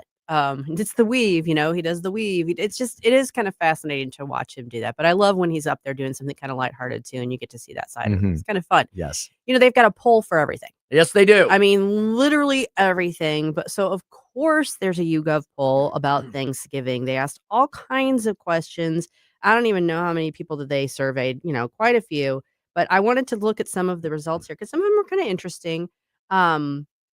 It's one of the first thing it says is that Americans who are parents of children under 18 are more likely than those who aren't to plan to travel for Thanksgiving. Well, that makes sense. I mean, if you got little kids, you're taking them to see grandma and grandpa, way more likely to travel than if the kids are a little bit older. You're a little bit older. You're not maybe as up for the travel thing. But I cannot put myself back in that mindset of traveling like air travel, long distance travel with like a toddler. Now the kids come to us. Yes. That's the other reason that we're not traveling in our age demographic is because, for instance, in my family, I have a daughter who's a junior in college and she traveled home yesterday. And so they're coming to us. But yeah, Susie, I remember those days of loading everything up and getting, oh my goodness, it was like the car seats, the diaper bags, caravan of camels, all the food. Yeah. It's just like an ordeal. It really was. We survived it. And over the river and through the woods, the grandmother's house we go. Absolutely. And you think back to, I don't know how like my folks did it back in the day with with lack of modern conveniences and ability to get from one place to it was a simpler time indeed. And I could, thankfully, we used to travel down to when I was much younger, when I was probably single digits and into my teen years, we would travel down to my grandma Jones's house down in the farm in Southwest Missouri, about 4 hours from Eureka, where I live now. But but that was such a long time ago that in the last 15, 20 years, we've hosted at our house now. So you go through you have different travel schedules depending on different times. And you're like, what I was going to say was we'd always drive. I can't imagine flying with as much air travel as I do and how complicated it usually is on a good day, on a good week when things are relatively normal. Flying today, I don't know that I've maybe haven't done that since college. Yeah. Now, when I was growing up, we'd go down from Chicago area down to Mattoon, about central Illinois, right, for great grandmas, to get all the extended family together and stuff sure, like But when it was Easter time, we would all dress up nice. But Thanksgiving, for some reason, was always a little bit more relaxed. Did you guys ever dress up nice for Thanksgiving, or were we just hillbillies?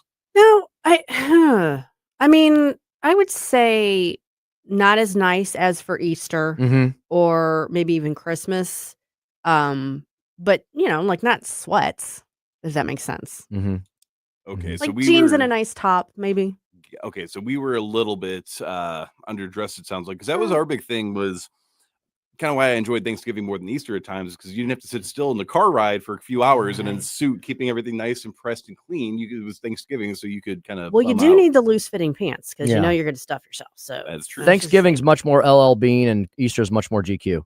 That's a very good way of putting it. That's a very good way of putting it. One of the things this survey asked was who Americans are celebrating Thanksgiving with. And Okay. unsurprisingly, 75% of respondents said a family member. Okay, that makes sense. That's what we're talking about here. 31% say a friend. Now, these are probably going to be more than the total amount of, because I think there's people that do both. So, a member of the military or a veteran, 12%. Someone born outside the U.S., 8%, which I thought that's kind of a weird category. Like, why? What is that? Yeah, it is a I know lot. I guess it's a U.S. holiday, but I don't know. I don't really get that.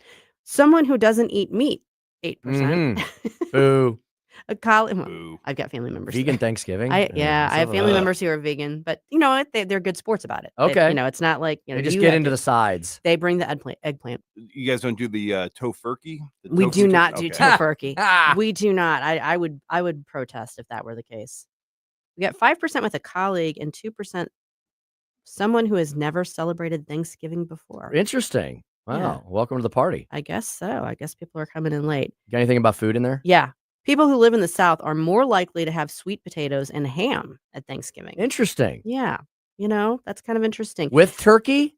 With turkey. I think it's in addition because it says, which of the following do you expect to eat at Thanksgiving? And then it's got turkey, of course, is the number one line. And it says 71% in the South. So I'm thinking that's both. Mm-hmm. Whereas I always think of ham as Christmas or maybe Easter. I don't know. You can do both. Get your meat sweats on. It's true, I guess. Right. Let's see. Stuffing. I'm trying to think see if there's anything that's like surprising. Oh, cranberry sauce is on the outs with the Midwest. Really? Only 35% of the people in the Midwest. My cranberry wife sauce. makes great cranberries and sauce, and I love it. She doesn't just plunk it down out of the can. No, not at all. So Not we in had our that house. conversation yesterday about whether it should look like that or not, and I applaud that. Good on Suzanne. Mhm. The can ripples add to the flavor. No, that's no. ripples. They do not. They do not. They take away from Flavor it. ripples. We do not want those flavor ripples. There are a fair amount of people that do have macaroni and cheese as a side dish, and I applaud that. I'm on board with that. Well, Agreed. I'm just ready for some Thanksgiving feasting. Let's do it. We'll be back right after this.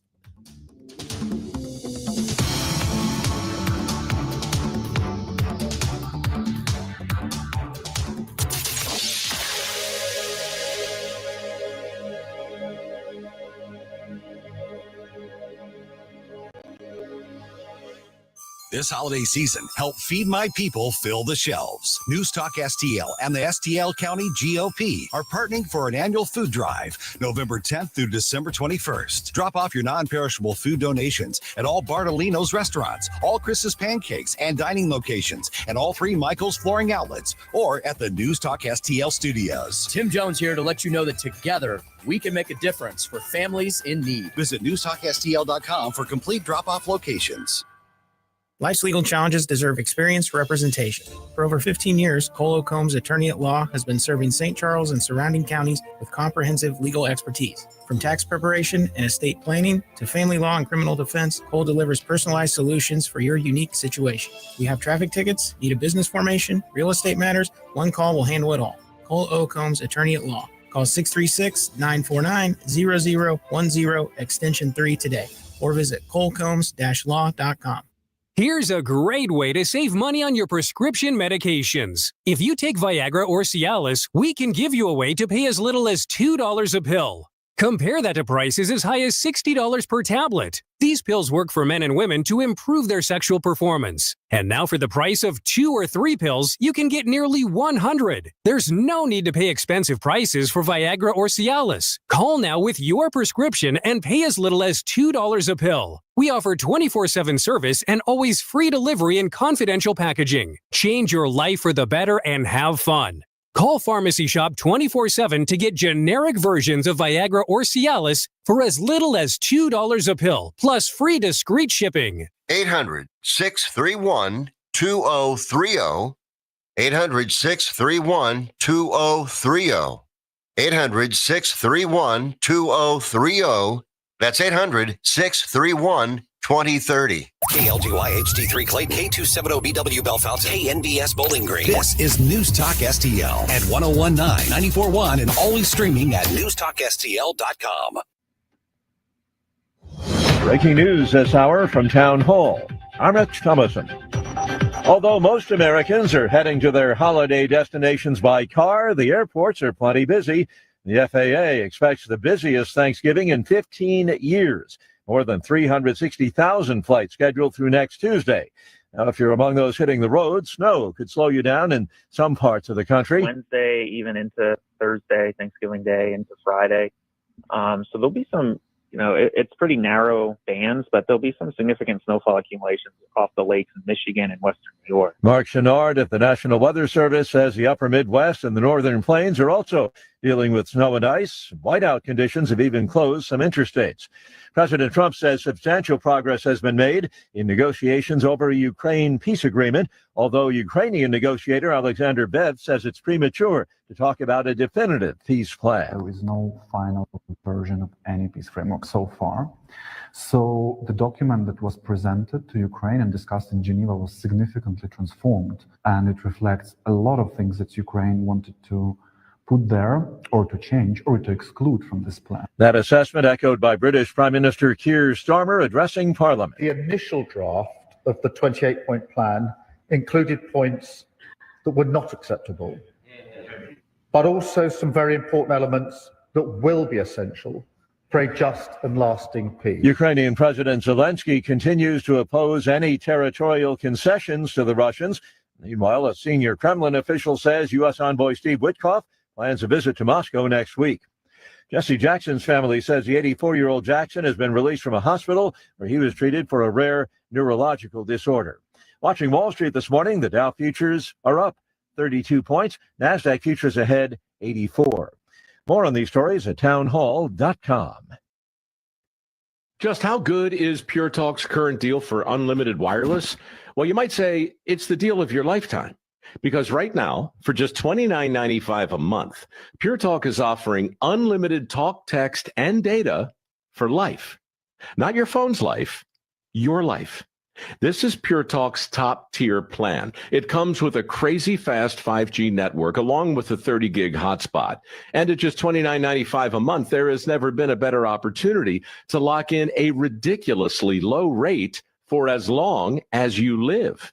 And save thousands and thousands of dollars along the way. This plan is normally $65 a month, but if you switch today, you will save over 50% every single month for the rest of your life.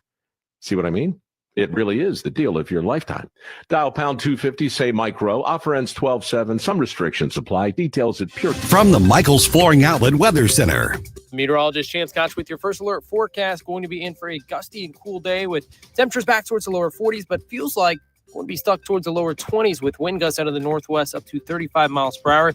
Looking mostly sunny for Thanksgiving Thursday, high of 41 degrees. Friday, mostly cloudy, 38. Then we're going to be seeing late Friday night into Saturday, chance for snow, switching back over to rain.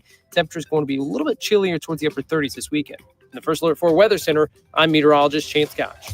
This hour of News Talk STL is brought to you by Rodney and Jen Wallner and the entire Wallner home selling team at Berkshire Hathaway. Call them today at 314-810-SOLD. 314-810-SOLD. 1 in 4 women will have an abortion before the age of 45 in this country. That's the tragedy we must work to stop. Mike Ferguson from The Morning Show here, and that is why Reach Reproductive Health is here. to empower parents to save the lives of innocent children and to see these families come to Christ. And you can be a part of saving and changing lives. So pray and visit outreachforlife.org to learn more, volunteer, and donate. That's outreachforlife.org. Tim Jones here for Comprehensive Chiropractic in Eureka, the premier chiropractic and sports performance facility in the region. They've helped me recover from day-to-day aches and pains for years. And here's something special, personal training programs. Whether you're an athlete committed to increasing performance, recovering from an injury, or just want to get healthier and lose weight, their personal training programs will help you reach your goals and stay there. Comprehensive Chiropractic in Eureka, online at cchiropractic.com. That's cchiropractic.com. Mike Ferguson, What is that private pile? Sir, jelly donut, sir. A jelly donut? Susie Moore, Mama don't like tattletales. Get up, can't you hear the alarm? Get up, St. Louis. So it's time to get out of bed. Pour yourself the greatest cup of Kofifi the world has ever seen. Rise up with one voice, drain the swamp, and take back our country. Today's the day we're going to do it, and it's time to do it right now, believe me. Mike Ferguson in the morning on News Talk STL. Get up, this is your cousin. Well, I'll say it was at least better than Chris Harps's Kofifi dance. Oh, way better. Little Trump dance in the morning. Yeah, right? he had going on. Yep. Yeah, Mhm, we're rocking here in the studio. We are Kofifi'd up, and we are happy to be joined now by Nick Schroer, Missouri State Senator, and he's got some interesting information to share with us. Welcome back to the show, Nick. Yeah, thank you guys for having me on. Yeah. Nick, the issue with the referendum, the potential referendum by the lunatic left to repeal something that you all in the legislature just approved and the governor signed into law, the new 7-1 congressional map, is getting a lot of attention. Nick, I find it hypocritical as usual, hilarious as well, that the left always wants to whine and complain and stomp their feet anytime Republicans fight fire with fire. Explain what's going on regarding this whole scenario.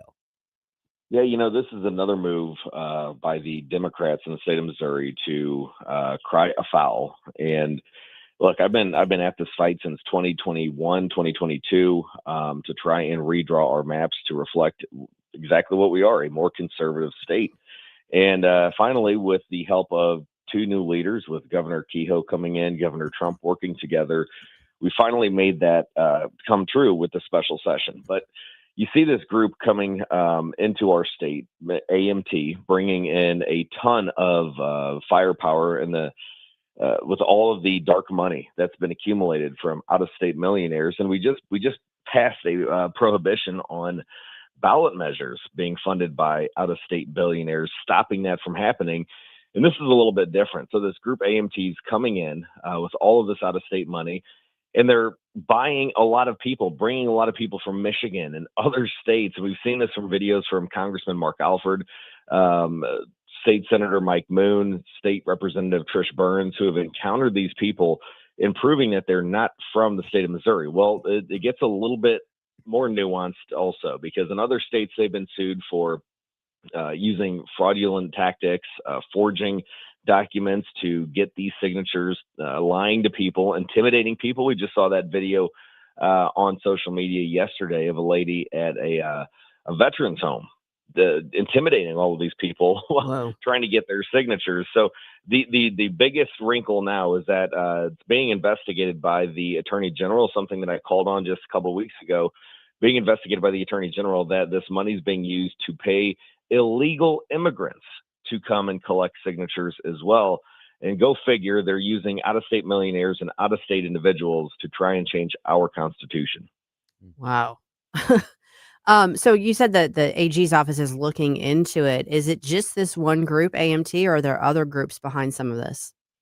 Yeah, there are some other groups as well, and it's really crazy. This is like a made-for-TV movie, a Hallmark movie, I guess you could say, because there's some other groups that are also trying to collect signatures. And AMT, who has been sued in countless other states for all of these horrible tactics and criminal allegations, they are suing some other groups, trying to say that they're sabotaging, trying to collect signatures while they're doing it as well. So it's a hot mess. And I know you've got Denny Hoskins throwing out a lot of these signatures because of these criminal allegations and horrific tactics that they're using. The Attorney General is investigating them right now for employment violations. I know there's a video circulating where some of these signature collectors from out of state are saying, yeah, I was bussed in here. I was put up at a hotel. I was promised the world. And now I'm not getting anything. My hotel doesn't have water. I'm not getting paid, and I have no way to get home. So there are a lot of employment violations that are being alleged. And my hope would be, if the Democrats truly care about the working class, that they will also back an investigation into this company as well. Speaking to Missouri State Senator Nick Schroer, also the chairman of the Missouri Freedom Caucus in the state Senate. Nick, isn't this another example of what the left is always guilty of? And that is, they are absolutely responsible for all the things that they claim others are doing, right? So, Nick, when you look at the overall overarching issue of, quote, gerrymandering, one of the reasons why the Democrats are having trouble squeezing more congressional seats out of their deep blue states is because they've been gerrymandering for 50, 60, 70 years, while Republicans in most conservative blood red states idly sat by. You basically said enough is enough. We're not gonna let the Democrats simply beat us at our own game. Yeah, that's exactly right. In any fight that you're looking at, both fighters have to fight with the same rules. You can't have one operating by a different rule book, because they're going to win every single time. And that's what the Democrats have been doing. And I hate to say it, but you look at Jerome, I've had a lot of good talks with Jerome about this. You look at a lot of states like Illinois and California, New York, so many Democrats. I can't name one Democrat state that hasn't gerrymandered. And I know there are a lot of different non-biased studies out there showing how Missouri is just right in the middle, that Missouri's done a pretty good job, even with with our previous map, cutting counties like St. Charles County, Warren County, Boone County, some of our fastest growing counties, cutting them in half in the 7-1 map. Yes, even though it reflects a more conservative outcome, it's because we're keeping counties together. We're not, bending the knee to the left to avoid a filibuster like we did back in 2022. And, finally, we're having a conversation globally as to how can we modify on a federal level? How can we stop the Democrats from doing this? And heck, Arnold Schwarzenegger, somebody who back a couple of years ago was fighting for clean Missouri, fighting to change our Constitution and allow the Democrats to infiltrate it that way. It seems that he's woken up and drinking the common sense tea, because he's even saying, look, the Democrats have been getting away with this year after year after year. You can't hate the Republicans for finally waking up saying, oh, we're on a different rule book. Let's now start playing this game their way. Yeah. Well, I think the telltale, the good rule of thumb is, if you look at a state's congressional maps and it looks like there's snakes involved, that's where there's an issue. And snakes and spaghetti strands. Snakes, yeah, exactly. That's the telltale. Nick, for people who are perhaps approached by someone in a parking lot at Walmart or Target or the grocery store, asking them to sign onto one of these petitions, what's your best advice for them? Yeah, I'd say number one, you can record them. In the state of Missouri, you can absolutely record these people. That's how we're getting the evidence to see what's truly going on. Number one, ask them for a printout of what they are signing on to. If they don't have the printout, that's unlawful. Number two, ask them where they're from. If they say, oh, well, I'm from right here in St. Louis, ask them the old Missouri question, where'd you go to high school? And a lot of people can't answer it. And then ask them who they work for. These are things that they're refusing to do.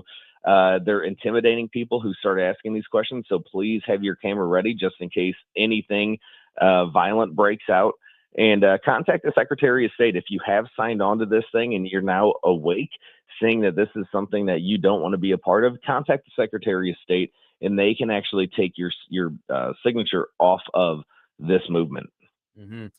And Nick, if Missourians would like to help the Missouri GOP defend a new congressional map that reflects our values, there's opportunities for people to participate in that process, right? Yeah, if you reach out to me, Nick at nickschroer.com, or find me on all the social media platforms at Nick B. Schroer on X. I can connect you to the individuals in your area, in your county. I know News Talk goes. I was just at my farm hunting over the weekend, and all the way up to Howard County, I was getting News Talk STL. So the reach is far, but I can connect you to the GOP in your area, the actual Missourians that are fighting this thing, not people being shipped in from other states or illegal immigrants. I can connect you with the people so you can get on the front lines and help as well. Awesome. Nick, you got good Thanksgiving plans? Eating a lot. I know that's part of it. I know, like Donald Trump said yesterday, I'd like to lose a few pounds, but it's not going to be on Thanksgiving. No. Just spending time with family. I was just at the Capitol yesterday going over 30 plus bills that we're getting ready for. So, next week is pre-filing, starts Monday. It's probably going to be snowy. So we put all of that information, all of our pre-filing bills ready to go December 1st. And it's going to be a fireworks show. We're going to have things like stopping Sharia law, juvenile law reforms are going to be on there, keeping our schools safe act. That's going to be another one, Second Amendment bills. And of course, my favorite, tax cuts. Those are all going to be a part of my agenda. And you can find all of that at senate.mo.gov on December 1st. And Nick, as chairman of the Freedom Caucus, everything you mentioned, I know will be a top priority for the Missouri Freedom Caucus heading into the 2026 legislative session as well, won't it?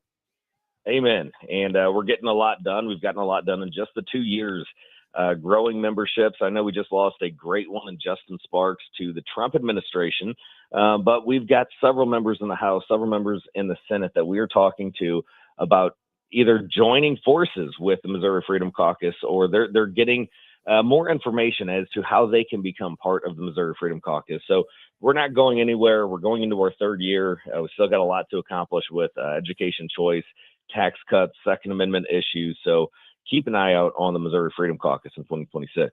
We will definitely be doing that. You and yours have a happy Thanksgiving, Nick. Thanks so much for joining us. All of you too. Happy Thanksgiving. Thank you. And folks, since this is Thanksgiving Eve, when we come back, we're going to talk turkey. Mm-hmm. This is your kissing hour. Get up, where are you waiting? Mike Ferguson in the morning I like it, but they're going a little overboard with the dancing. on News Talk STL. Colombo and Company. State Rep Justin Sparks is the latest Missouri politician to join the Trump administration. We'll discuss the state's influence Wednesday with Missouri political insider Rodney Boyd, and we'll open Close's cabinet. Live and local weekdays at 2 on News Talk STL. Hey, Jamie Allman here for O'Fallon Family Floors, O'FallonFamilyFloors.com. Brian and his team, they're just amazing people. They're so proud of their operation. Pride in every installation. You can see that in the Google reviews. Pride in the great quality, pride in the great pricing, pride in the great variety, and pride in the fact that you can go into the store right off of Highway K at O'Fallon, or the store will come to you. That's the promise of O'Fallon Family Floors, O'FallonFamilyFloors.com. Tim Jones and Chris Arps in the afternoon.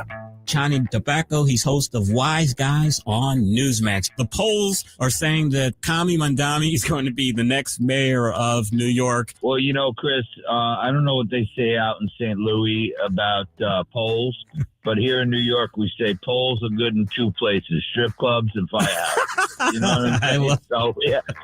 Tim Jones and Chris Arps. Weekdays at 4 on News Talk STL. Concerned about the condition of your windows driving up your energy bills?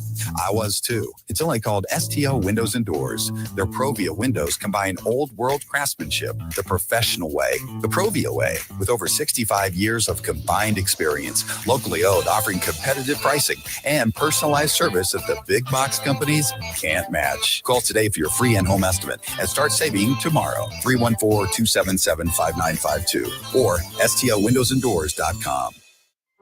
This December 13th, join Wreaths Across America at Belle Reve Gardens Cemetery as we remember the fallen, honor those who serve, and teach our children the value of freedom. Help us lay remembrance wreaths on the graves of our fallen heroes. Sponsor a wreath, volunteer, or bring your family to this meaningful tribute to our veterans, because every hero deserves to be remembered. Learn more and sponsor a wreath. Visit NewsTalkSTL.com. 1019 and 94.1 News Talk STL. Live and local. Listen to what those local folks are telling you. News Talk STL.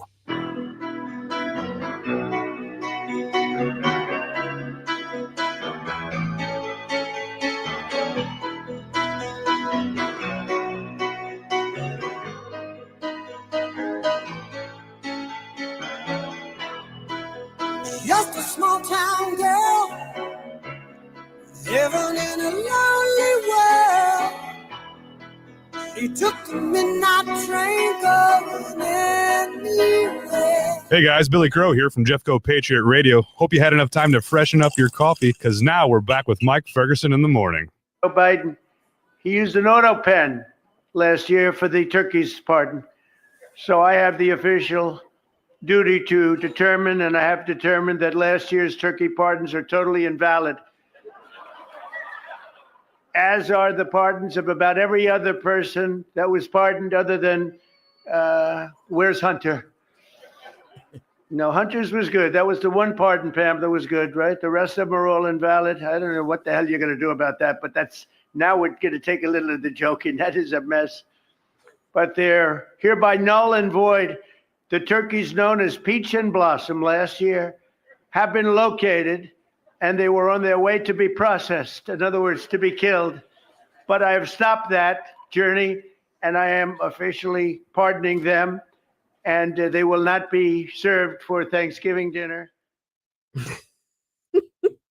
As only he can. But the funny thing is, if you listen to that clip, it sounds like he is like in a comedy club, because you can hear the audience like, you know, giggling over it. And he's got, and I love when he says to be processed, in other words, to be killed.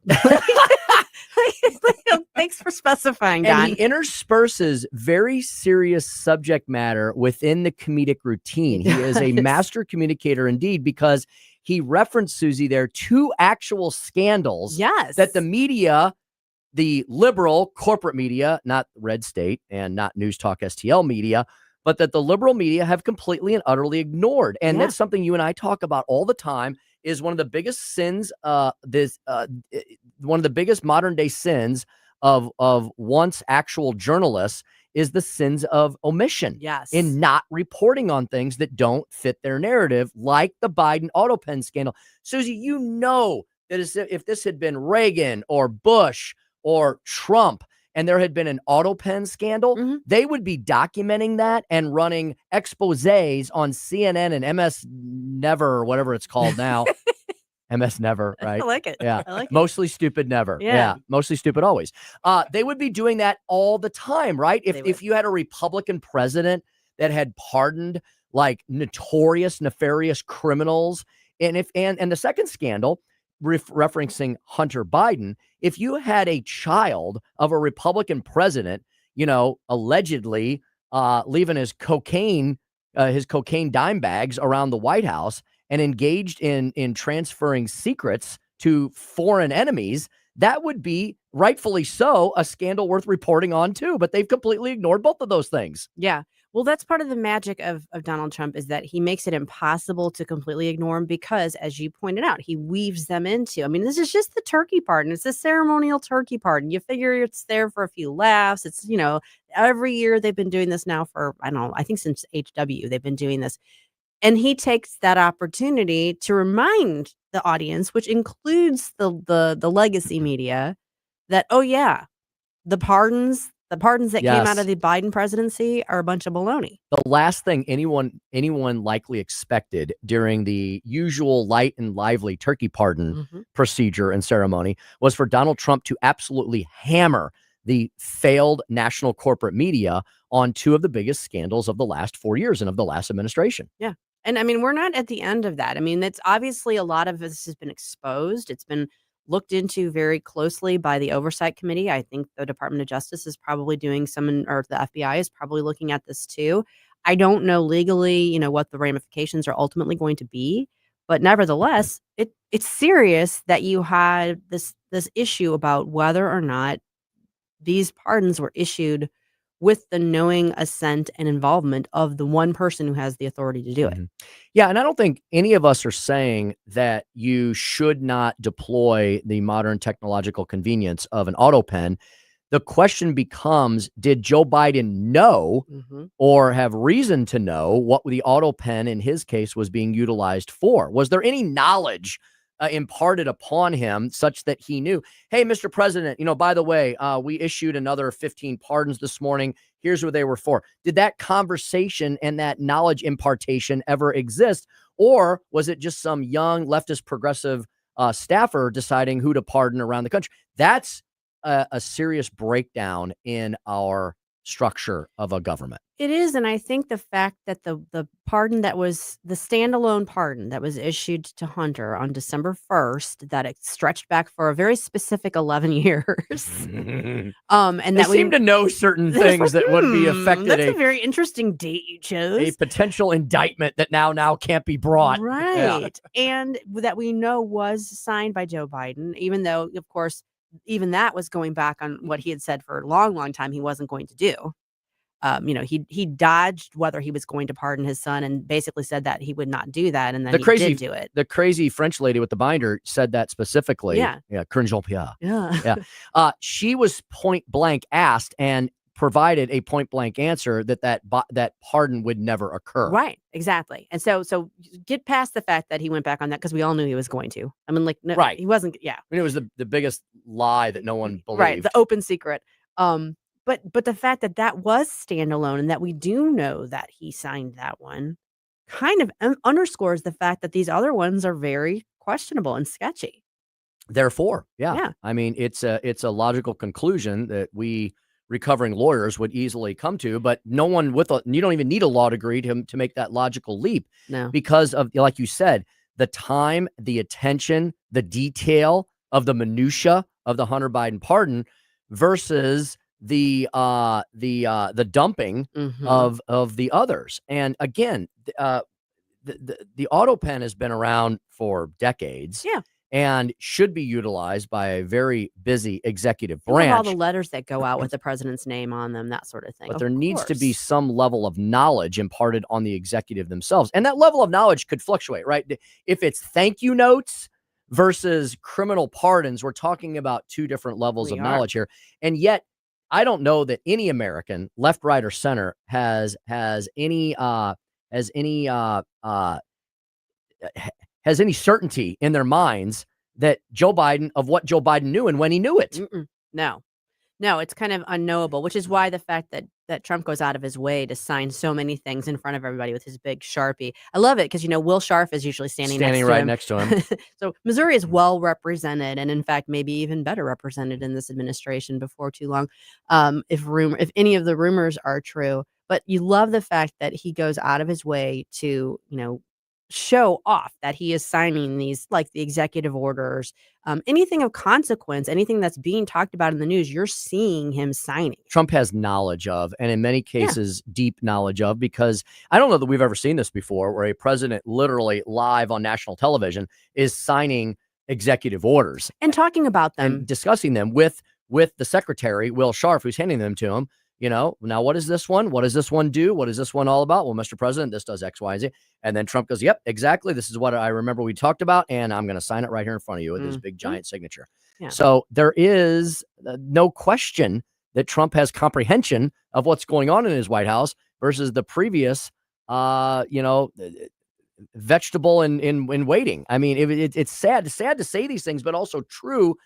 We don't know who actually ran this country over the last 4 years. No, I mean, we have some suspicions, but we don't know. And, I don't know. It's one of those things where. And isn't it interesting? The left has no intellectual curiosity about this whatsoever. Well, that's the thing. I mean, where is the media in this? I mean, it's already established. Well, here's the thing. We've established beyond reasonable doubt that they lied to us about the cognitive status of the man who was occupying the office before Trump. They lied to us. They outright gaslit, lied to the American public over and over again until they couldn't do it any longer. And whoever it was that pushed that debate in June of last year, thank you, I guess. They almost wanted to call the question. Yeah. But so we're going to rely on that same group to be truthful with any of the reporting they're doing now. I mean, if they're going to lie about that, I mean, every day we see a story come out that they run with, and then the White House is like, "Oh, that's not true." Here's the information countering that. The Kash Patel thing being a prime example of that. They're busy running around saying, "Oh, he's on the outs with Trump, and he's sitting in the Oval Office with him." And then the latest concocted story I know you all have been covering this week, the unlawful order story. I know. I know. We haven't even had a chance to talk about that. From the seditious six, which I love that term you just applied to them. Yep. I mean, maybe we'll have a chance to kind of revisit that later on. But I mean, that story is not going away. And I think that's going to blow back on the people involved with that. And I would like to know a lot more about who was behind that, who and another dangerous, destructive thing fomented by the lunatic left who have constant TDS. Right. And yet the legacy media wants to cover Trump's reaction to that versus what they actually did. But yeah, let's find out who did right, who conceived this idea, who wrote the script, because we know there was a script. Ruben Gallego just talked about. Oh yeah, by the time the script got to me, I didn't have time to record it. So let's find out more about that. I think we're going to be hearing a lot more about that situation in the coming days. I don't think it's going away. Agreed. You know what else is not going away? The campaign for the St. Charles County Just Executive. getting fired up. Just getting started. We're going to have one of the candidates on with us next. Bill Eigel is going to come in and talk to us about what he wants to do if he is elected, specifically with property taxes. Stick around. We'll be back right after this. Just a city boy, born and raised in South Detroit. He took the midnight train going anywhere.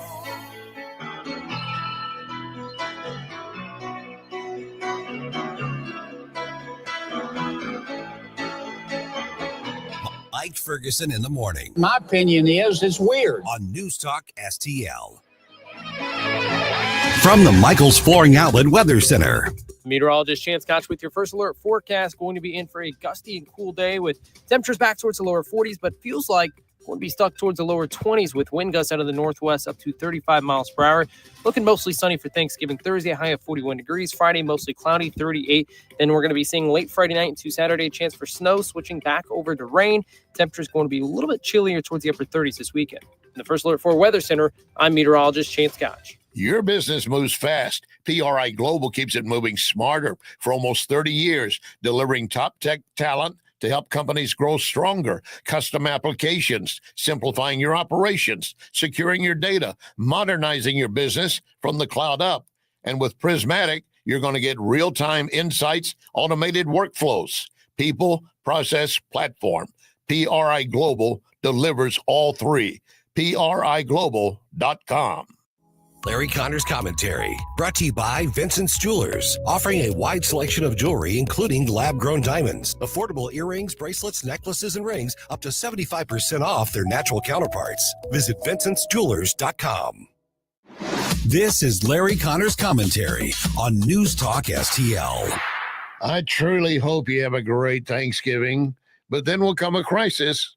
How soon before you put up the Christmas tree, the lights around the house, the other outdoor decorations? Some of you probably have already done it, haven't you? But there are those who say, don't rush the season. So what is the proper time? Is there a proper time? A wrong time? And then the other question, when do you take them all down? Or do you just leave them up? Just don't turn the lights on. I have an 8-volume book on this issue. Really? No, not really. But I do have a schedule. And if I share it with you, will you do the same or will you try to outdo me?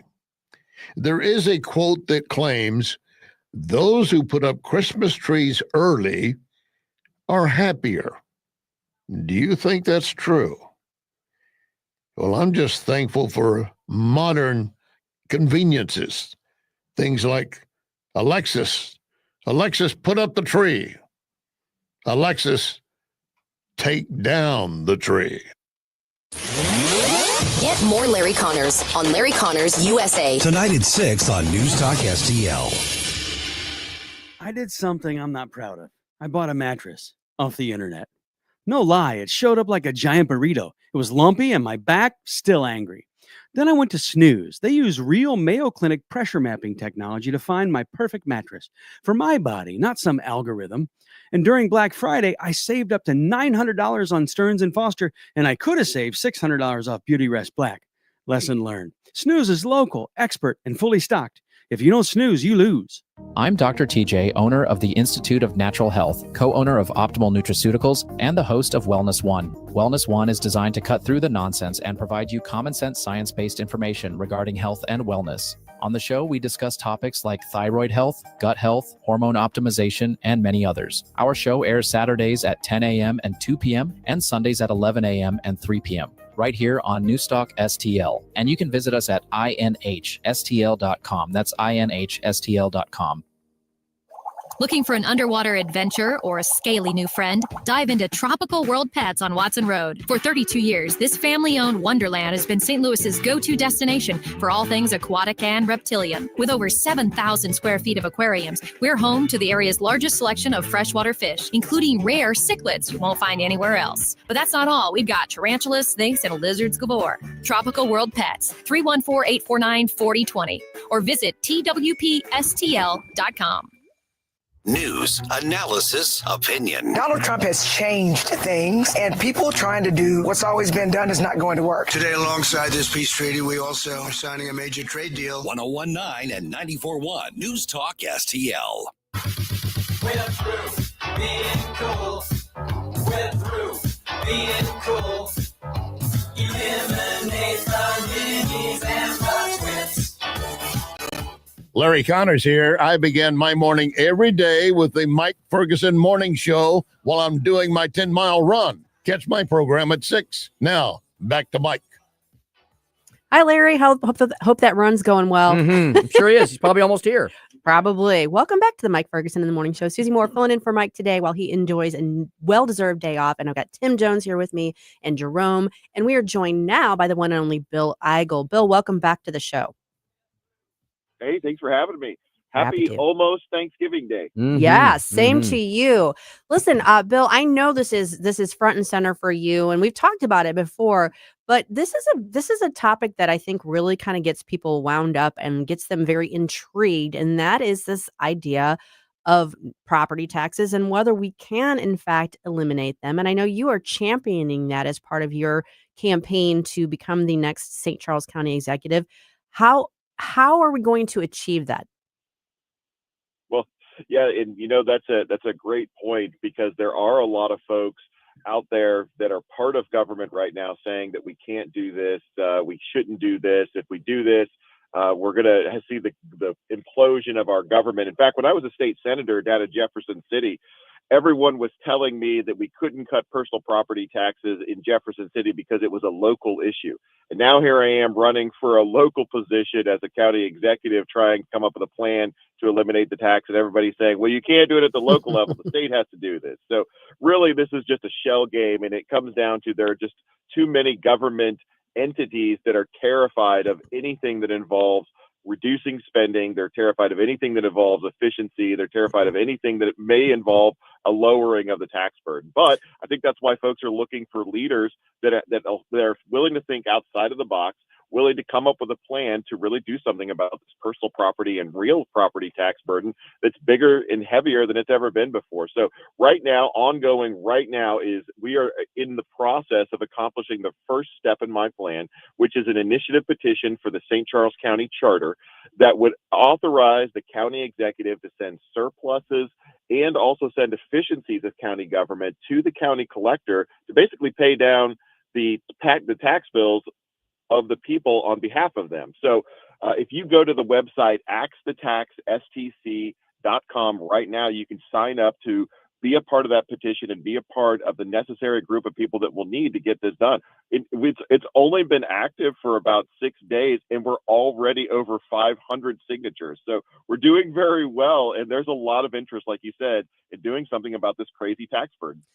Yeah, Bill, isn't it great that so many in the Jefferson City Uniparty and the Rhino Republican moderate establishment are finally where you and I have been for not just years, but for decades. Me going back to 2014, when I cut the income tax for the first time in Missouri state history. You, as a former state senator who has been shouting from the rooftops for years that we have to do something about this heavy state and local tax burden. Bill, there's a misnomer out there, right? That Missouri's a low tax state. I know you know that's not true. We have to start eliminating some taxes in Missouri because we are overtaxed, multi-taxed, and heavily taxed pretty much everywhere you look from the massive amount of taxing jurisdictions that we have here in the Show Me State, don't we?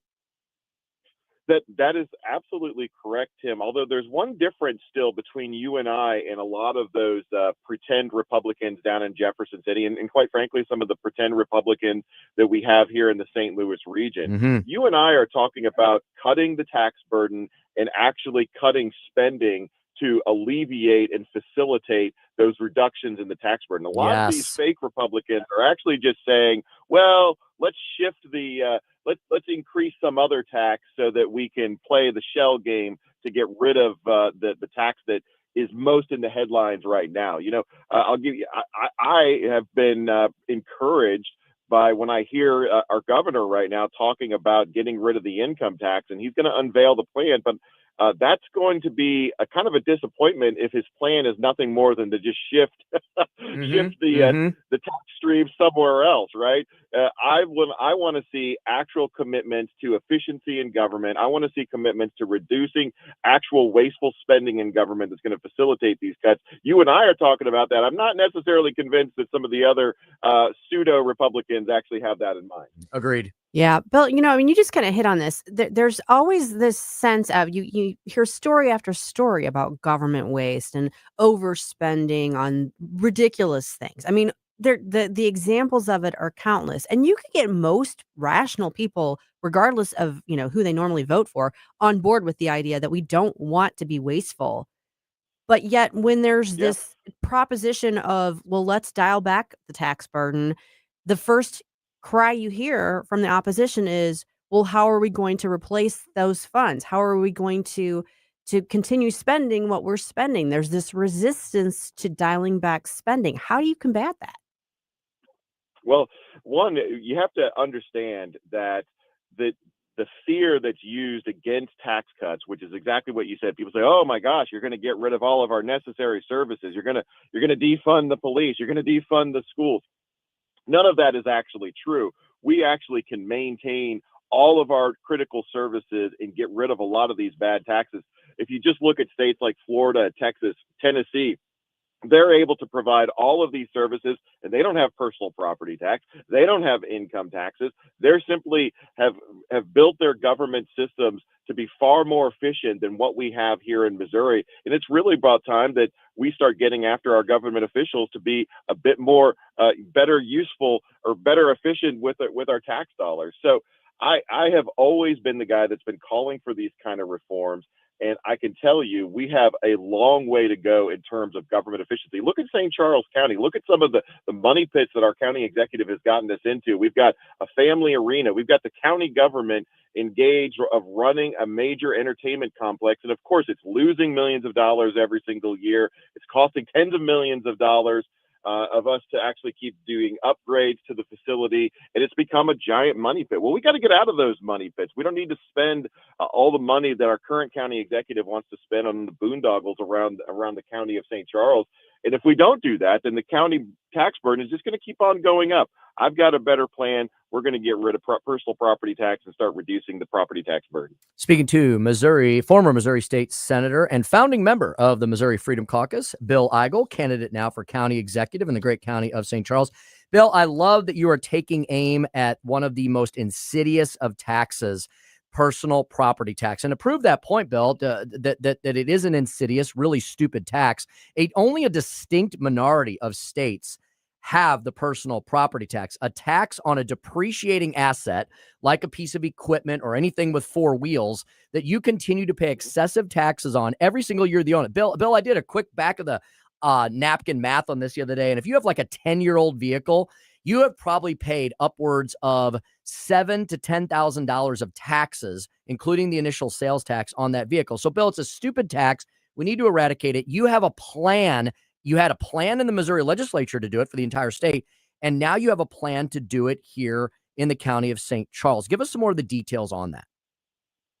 Yeah, and by the way, isn't this supposed to be America where we actually are allowed to own our own stuff? I mean, every year on December 1st, if you have to pay rent to government for the stuff that you own, who really owns it right here, right? So this is a huge problem. But back to the plan. So step one, we talked about, we're going to authorize the county executive to move surpluses and efficiencies of government over to the county collector to actually pay down those tax bills. Step two is we're going to move some of the surpluses that we currently already have in St. Charles County over to the county collector to start paying those down.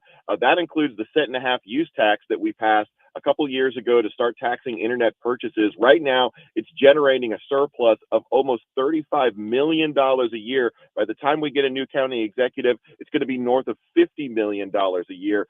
We're going to move that over to paying down our tax burdens. And then step three, we're going to have a Department of Government Efficiency in St. Charles County that's going to go through the $600 million annual county budget and find 15 to 20% savings. And if you take those savings plus the surplus we already have, you're going to have more than enough dollars to pay off and eliminate the $110 million of personal property tax bills that we're currently collecting countywide. So we have a three-step plan. The first step is already underway. You can go to axthetaxstc.com to sign up to be a part of modifying our charter to facilitate this happening. And then with the right county executive, we're going to move those surpluses efficiencies over, and we're going to be the first county in Missouri that's going to be able to get out from underneath this personal property tax. Bill, obviously you are running to be the next executive of St. Charles County, and obviously this is one of the big issues for you, but what other things do you want voters to know as far as what you're going to be trying to implement if you are elected? Yeah. So number one is property taxes and personal property taxes. We're bringing down the burden. Number two is we're going to put a stop to all these apartment complexes that are going up all over St. Charles County. You know, we actually introduced almost 4,000 new units between 2010 and 2020 of high density urban apartment complexes in St. Charles County.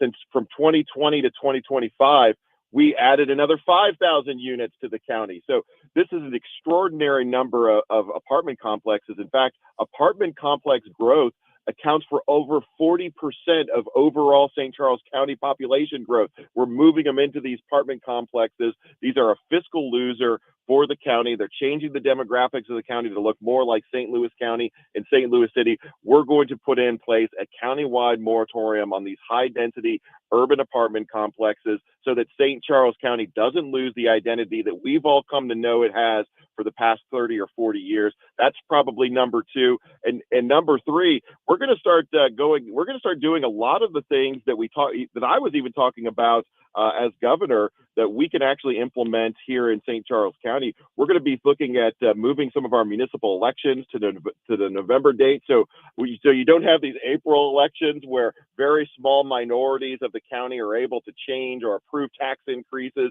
or make changes to the county and approve things that are out of step with county voters. A lot of these things that we talked about in the state level, we could do at the county level if we would have a little bit of leadership. So St. Charles County has a real opportunity to continue to be a leader in the state of Missouri. We're going to make sure it happens. Awesome. Well, Bill, thank you for joining us. I hope you and yours have a very happy Thanksgiving. And I'm sure we'll be talking to you again soon. Awesome. Thanks, guys. Have a great morning and a happy Thanksgiving. And you too.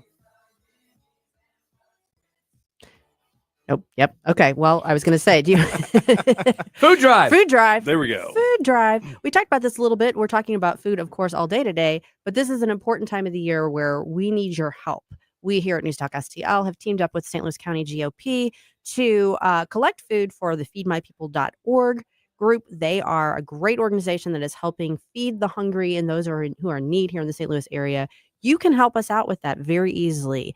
Just next time you're in the store, pick up a few non-perishable items and bring them by the station, drop them off, bring them by Chris's Pancakes or Michael's or Bartolino's, drop them off. Help us help the people of the St. Louis area. Yeah, if you have any leftover cans, any leftover boxes from Thanksgiving that you didn't use, that'd be great. We don't need the leftovers. Please don't saran wrap some leftovers, put them in the bin. No.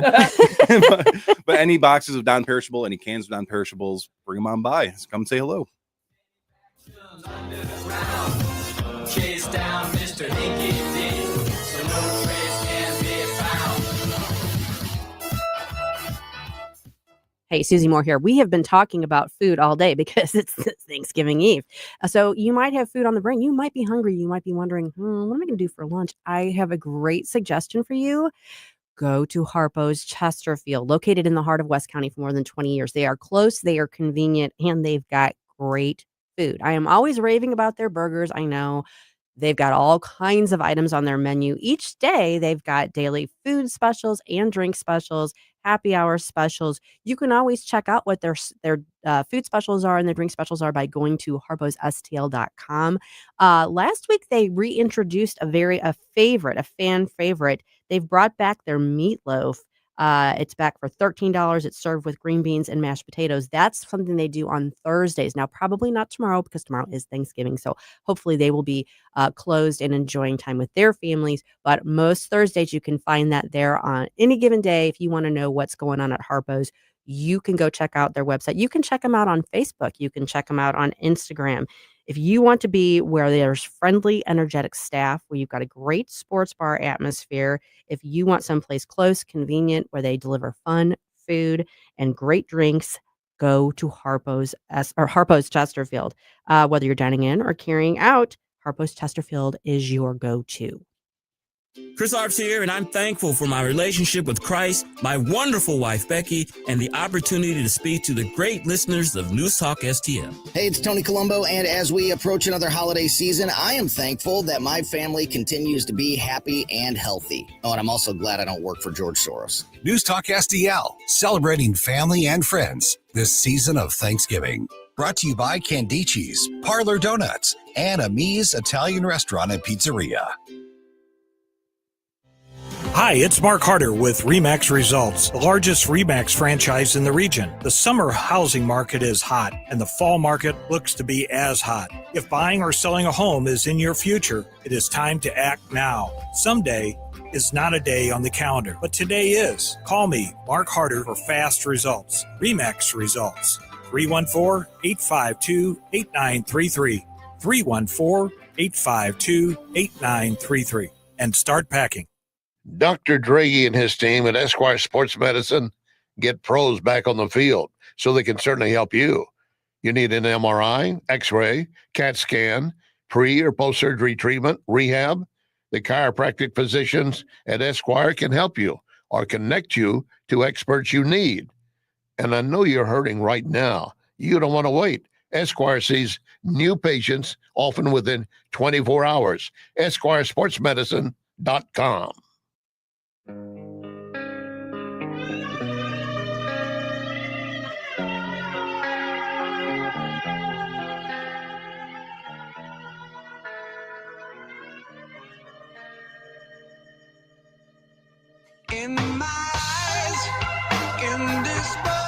Hey, Chris Arps from the Tim Jones and Chris Arps Show. Make sure that you're listening to our show this afternoon from 4 to 6. Now back to the Mike Ferguson in the Morning Show. We are back on the Mike Ferguson in the Morning Show. Susie Moore here with Tim Jones and producer Jerome. And we have been doing a lot of talking about food because we're counting down the hours now till Thanksgiving. Mhm. And this is, I got to say, it's right up there. It's definitely one of my favorite holidays because it's about food and family and friends. But, you know, there's other traditions that some people have developed in relation to Thanksgiving. Indeed. Some of them more what's the word I'm looking for? Inappropriate? It may be inappropriate. Risque? Yes.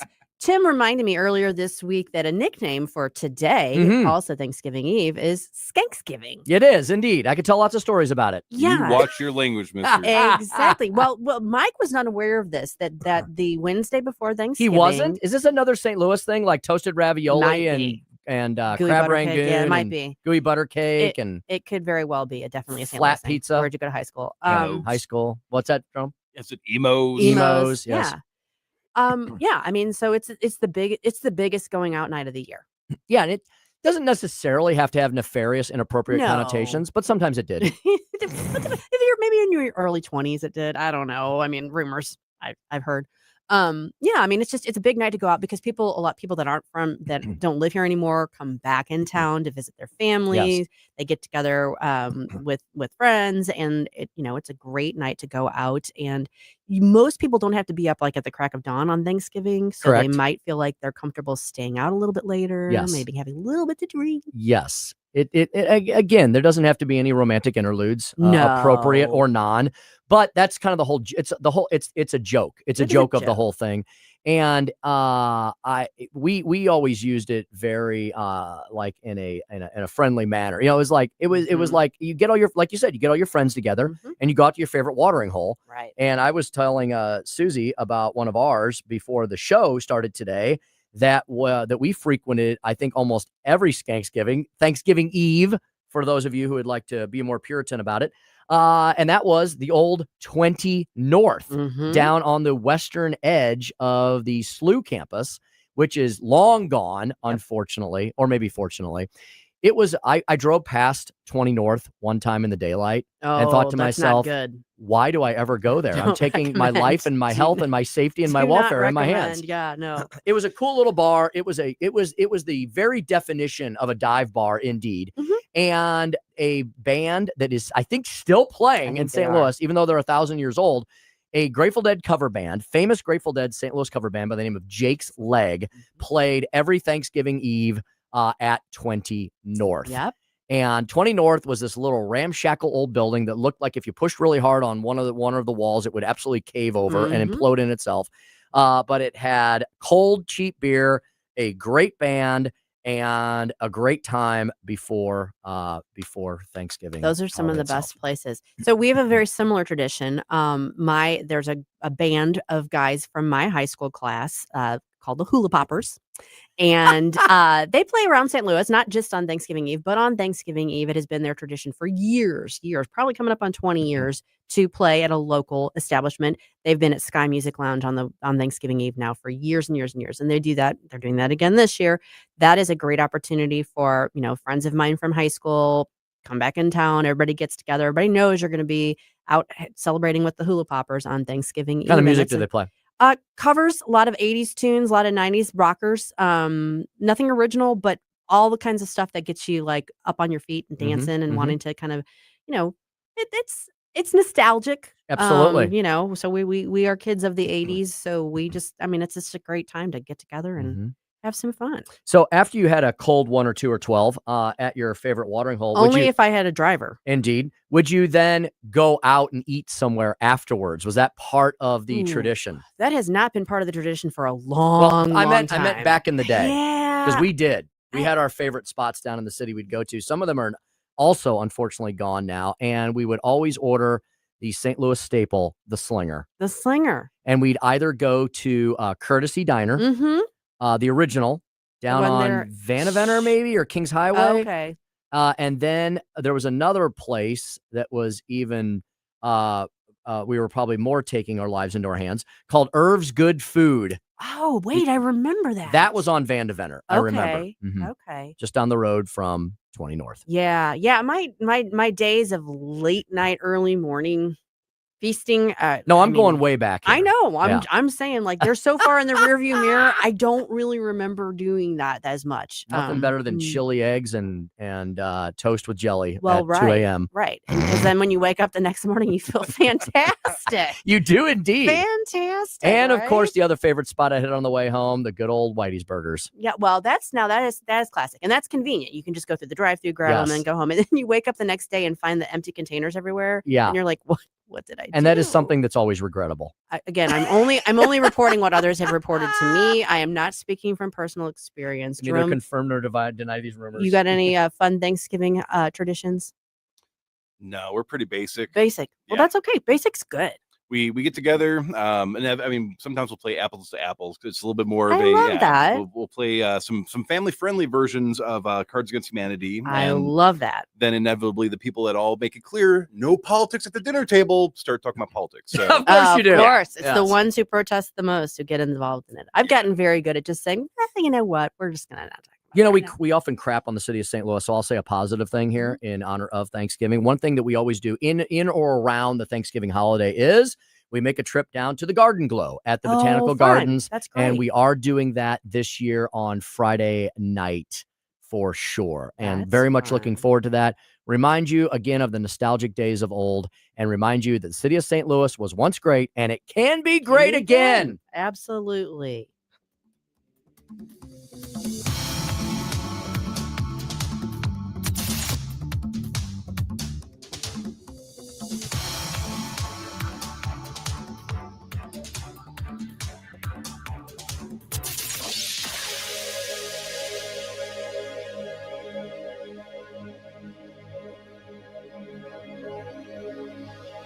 Yes, it's been really hot and humid, but fall and winter right around the corner. Tim Jones here to tell you, time to get a hold of Chad Hansen and the gang at Hansen's Tree Service for your home or your business. Grinding, land clearing, green waste recycling, tree consulting, removal, or pruning. The organic mulch from Hansen's a wonderful addition to beautify and spruce up all your landscape beds. They offer substantial volume discounts for bulk orders and emergency tree removal. Just go to hansenstree.com. That's hansenstree.com.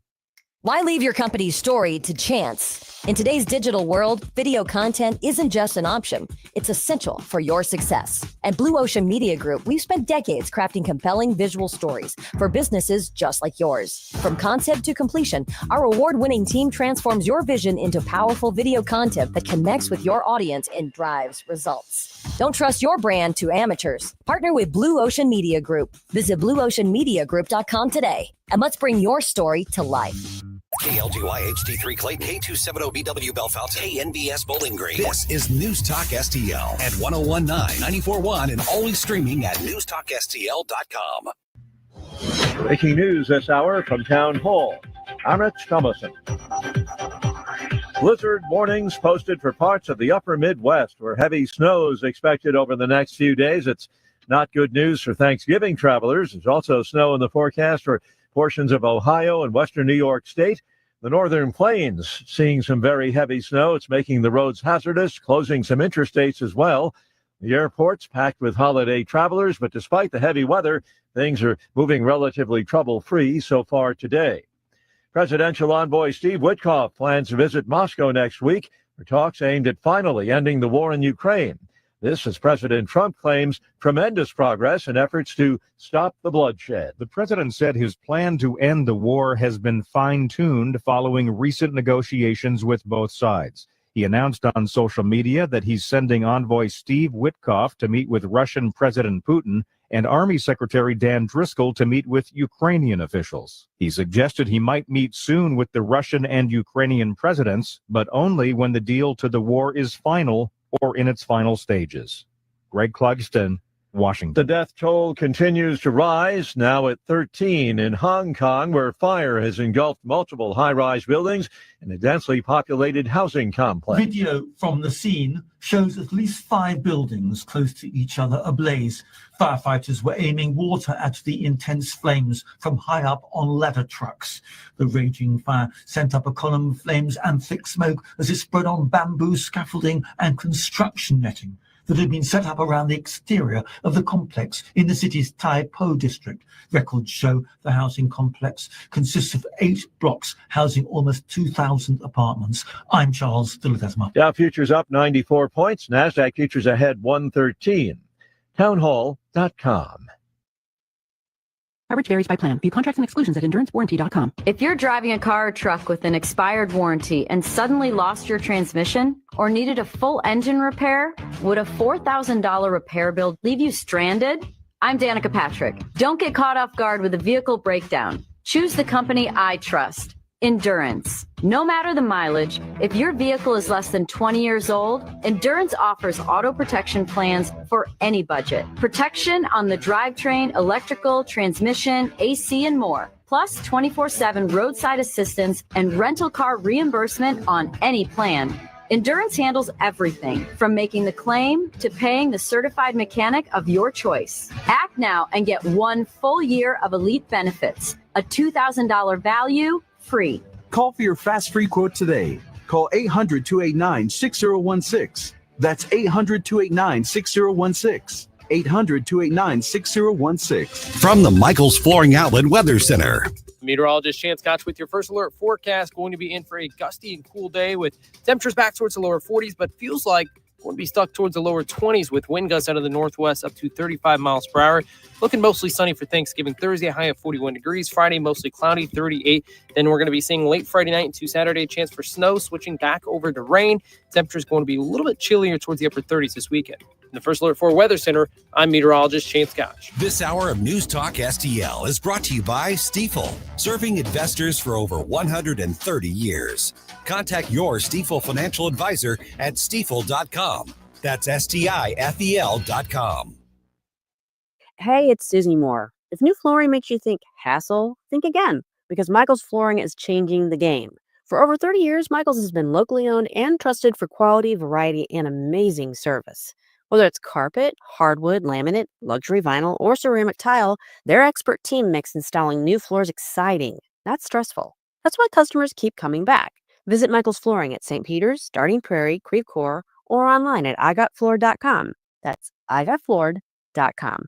When water troubles strike, call the family you can trust. Tim Jones here for Ambassador Plumbing, serving our community since 2018 with 25 years of master plumbing expertise from Tim Morris and his hand-picked team. Whether it's a simple faucet repair or a complete bathroom remodel, if water runs to it or through it, they do it. From residential service calls to commercial to new construction, the folks at Ambassador are your neighbors treating you like family. Ambassador Plumbing, where faith meets craftsmanship. 636-383-6932 or ambassadorplumbing.com. That's ambassadorplumbing.com.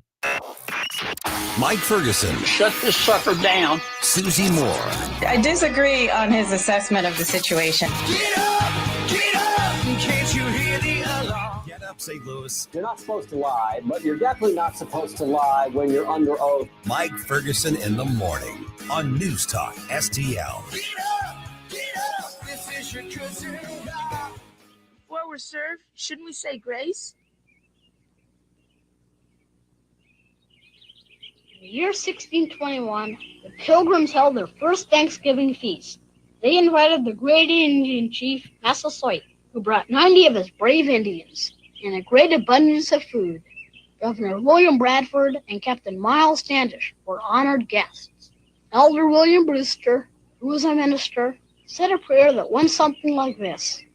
We thank God for our homes and our food and our safety in a new land. We thank God for the opportunity to create a new world with freedom and justice. Amen.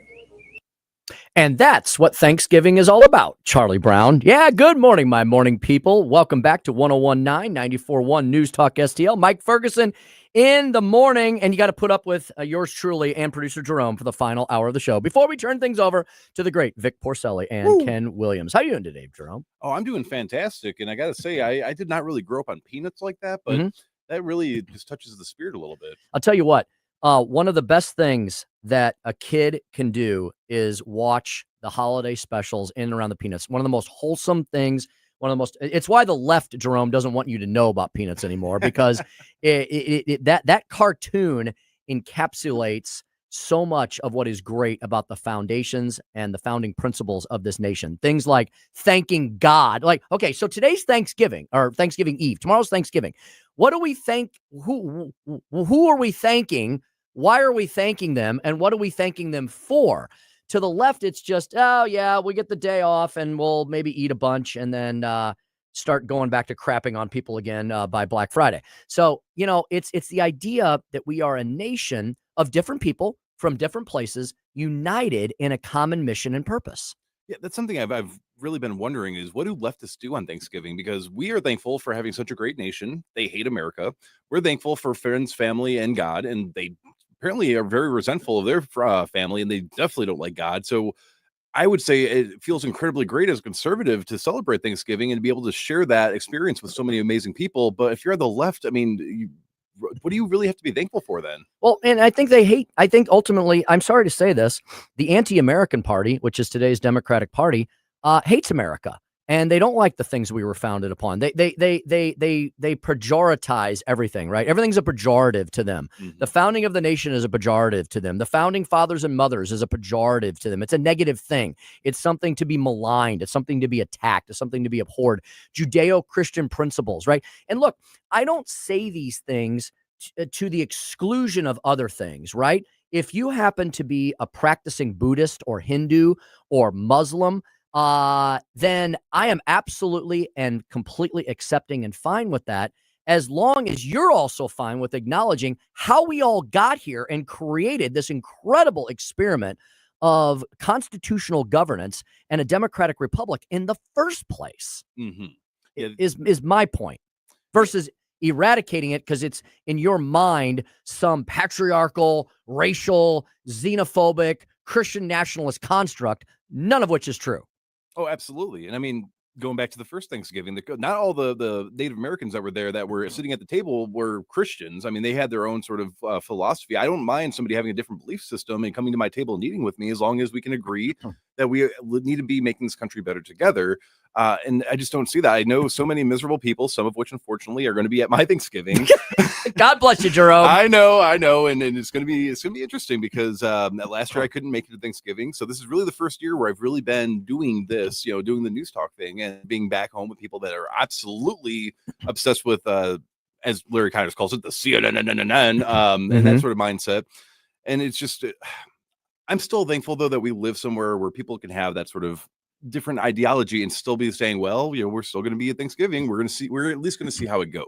And Jerome, you just hit the nail on the head right there. How wonderful is it that we can be thankful for what you and I are doing right now at this very moment? You and I are on FCC public airwaves expressing our opinions without any fear that the stormtroopers are going to knock down the door and drag us off into some sort of leftist communist gulag. That could be the future in New York City. Hopefully not, and hopefully never anywhere in this nation. But right now, Jerome, we can be thankful that we still have the freedom and liberty to do that. Jerome, the whole reason people came to this country in the first place, another thing we should be thankful for and remind people of, and I hope they still teach this in school at all levels, is that people risked life and limb to cross a vast ocean in tiny little wooden ships that had no business making such journeys, which is why I do believe there is some sort of manifest destiny, the hand of God, on those folks back in the 1600s to escape tyranny and to live out a life of economic freedom and religious liberty. Again, you notice I didn't say Christian liberty. Now, I do believe we are founded on Judeo-Christian principles. Oh, absolutely. But you have the ability and the freedom to subscribe to whatever religion you want. And you also should have the freedom to enjoy the fruits of your labor without, as Kami Mandami said, the government controlling the means of production. He literally said those words. And I don't know if people, I think people hear those things and they just, it goes over their heads or they don't quite catch it. That is a very specific phrase that comes from Soviet era Bolshevism. Yep. Where the state owns the means of production. So when someone like Mandami, who is going to be an elected official of one of our nation's once mightiest cities, and I hope it once again is, says, eventually we'll get around to controlling the means of production. He said that in an offhand manner in an interview, and you can look it up. The words were mentioned. When he says that, number one, he's absolutely serious about it and intends to try to make it so. But number two, that is one of the principal planks and pillars, not just of socialism, but of Marxist communism. It truly is. Read the Communist Manifesto like I did back in my college days, and you will find that that is a principle, probably not even chapter, but an ongoing thesis of Marx's works.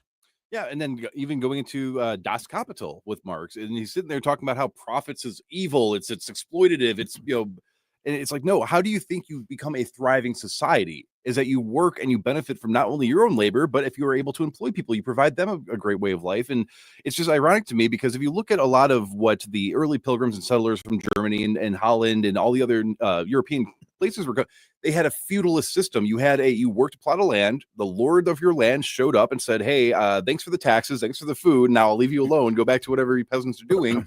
And they said, okay, well, this is very clearly not a very good way of doing things. Let's get on the ship and try to go to the new world. And let's go see what life we can make for ourselves. And that is the entire foundation of a lot of what was outlined in the founding of our nation. And then to have people say, well, let's go ahead and elect and invite socialists in, people that act no different than feudal lords that want to be entitled to the fruits of your labor. And let's go ahead and elect the mayor. Let's go ahead and try to get them to be governors. Let's get them in the Senate and the Congress. And we see that with people like Bernie Sanders and AOC and Mondami. And it's ridiculous that we look at everything that the accumulation of our forefathers have worked together to create. And there are people out there, a sad large amount of people, Democrats, that want to destroy it all and punish everybody for having a thriving nation. And Jerome, what really bothers me is many of these people, although completely misguided and maybe some with evil intent in their hearts, are not stupid people, right? They're not stupid.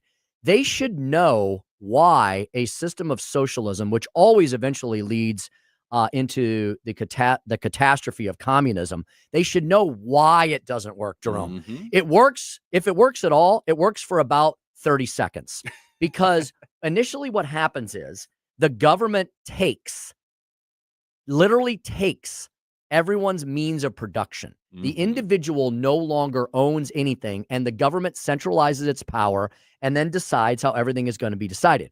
Well, because there is something to take that was created by a free market capitalist system, that for that first 30 seconds, it works, and they're able to divide the spoils and give it to everyone equally and freely. And then, Jerome, what happens is people start realizing, so wait a minute, you mean I'm going to get the same 12 rations every week that the other guy gets, no matter how hard I don't work, right? If I work really hard, I'm going to get this equal share. And if I work kind of moderately, I'm going to get this equal share. And if I don't work at all, I'm going to get this equal share. Well, that sounds like a really good deal. And then you're incentivizing people, Jerome, not to work harder, but to work lesser. Well, and that's the most ironic thing is the saying goes from each bill from their ability to each according to their needs. That's exactly right. Well, your needs don't change regardless of your ability to produce. Your needs are always your needs, but your abilities can definitely change up and down, and people can start realizing, oh, well, you mean my ability is to work less and I still get, so my ability is whatever I define it to be, but my needs are always the same. Well, how wonderful. It's the opposite incentive of a free market system. The free market system incentivizes you to work harder to achieve the higher ground. The socialist communist system incentivizes you to work less and receive the same stuff in return. Exactly. Now, Righty Wright points out, seems leftists go to other people's houses for free meals on Thanksgiving, but they rarely ever help clean up afterwards. Indeed. The wise words of Righty Wright, and we'll couple that and we'll wrap it all up with saying that socialism and communism is great until you run out of everyone else's money. Yes. Little play on Margaret Thatcher's famous saying. When we come back, we're going to talk about a guy that knows all about the means of production, is a huge fan of the free market system, the one and only Grover Norquist, founder and president of Americans for Tax Reform. We're going to talk to him about the tax reforms all over the country, what the one big beautiful bill will be for America in 2026. Will there be a second reconciliation bill up on Capitol Hill? And what are we going to do about these dreaded Obamacare insurance subsidies? Grover knows all, and he'll report on that next here on the Mike Ferguson in the Morning Show. Tim Jones in the Big Chair, 1019 94.1 News Talk STL.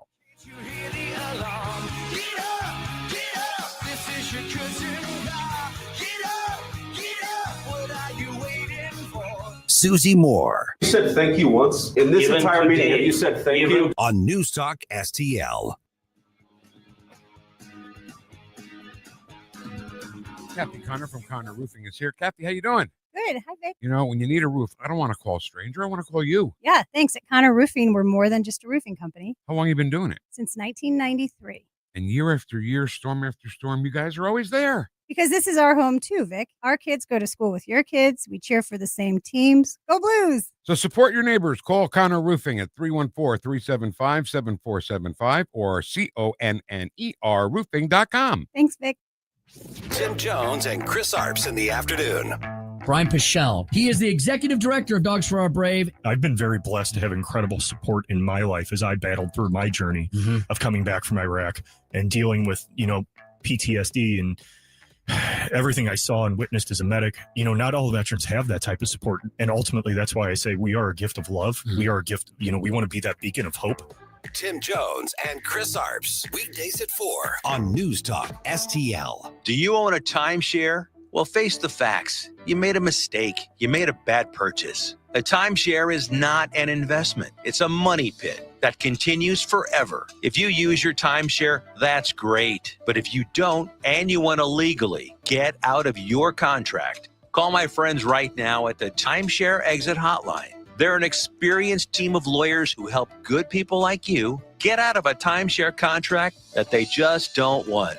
Don't throw away your money on maintenance fees. Use it for things you really want. We can help you end your timeshare contract and stop the money drain immediately. If you're ready to move on with your timeshare, call our team right now. Cancel your timeshare now with this free call. 800-524-1641. 800-524-1641. 800-524-1641. That's 800-524-1641. This is so stupid. St. Louis's. Okay, I'm hanging up on you now. Place to talk. News Talk STL.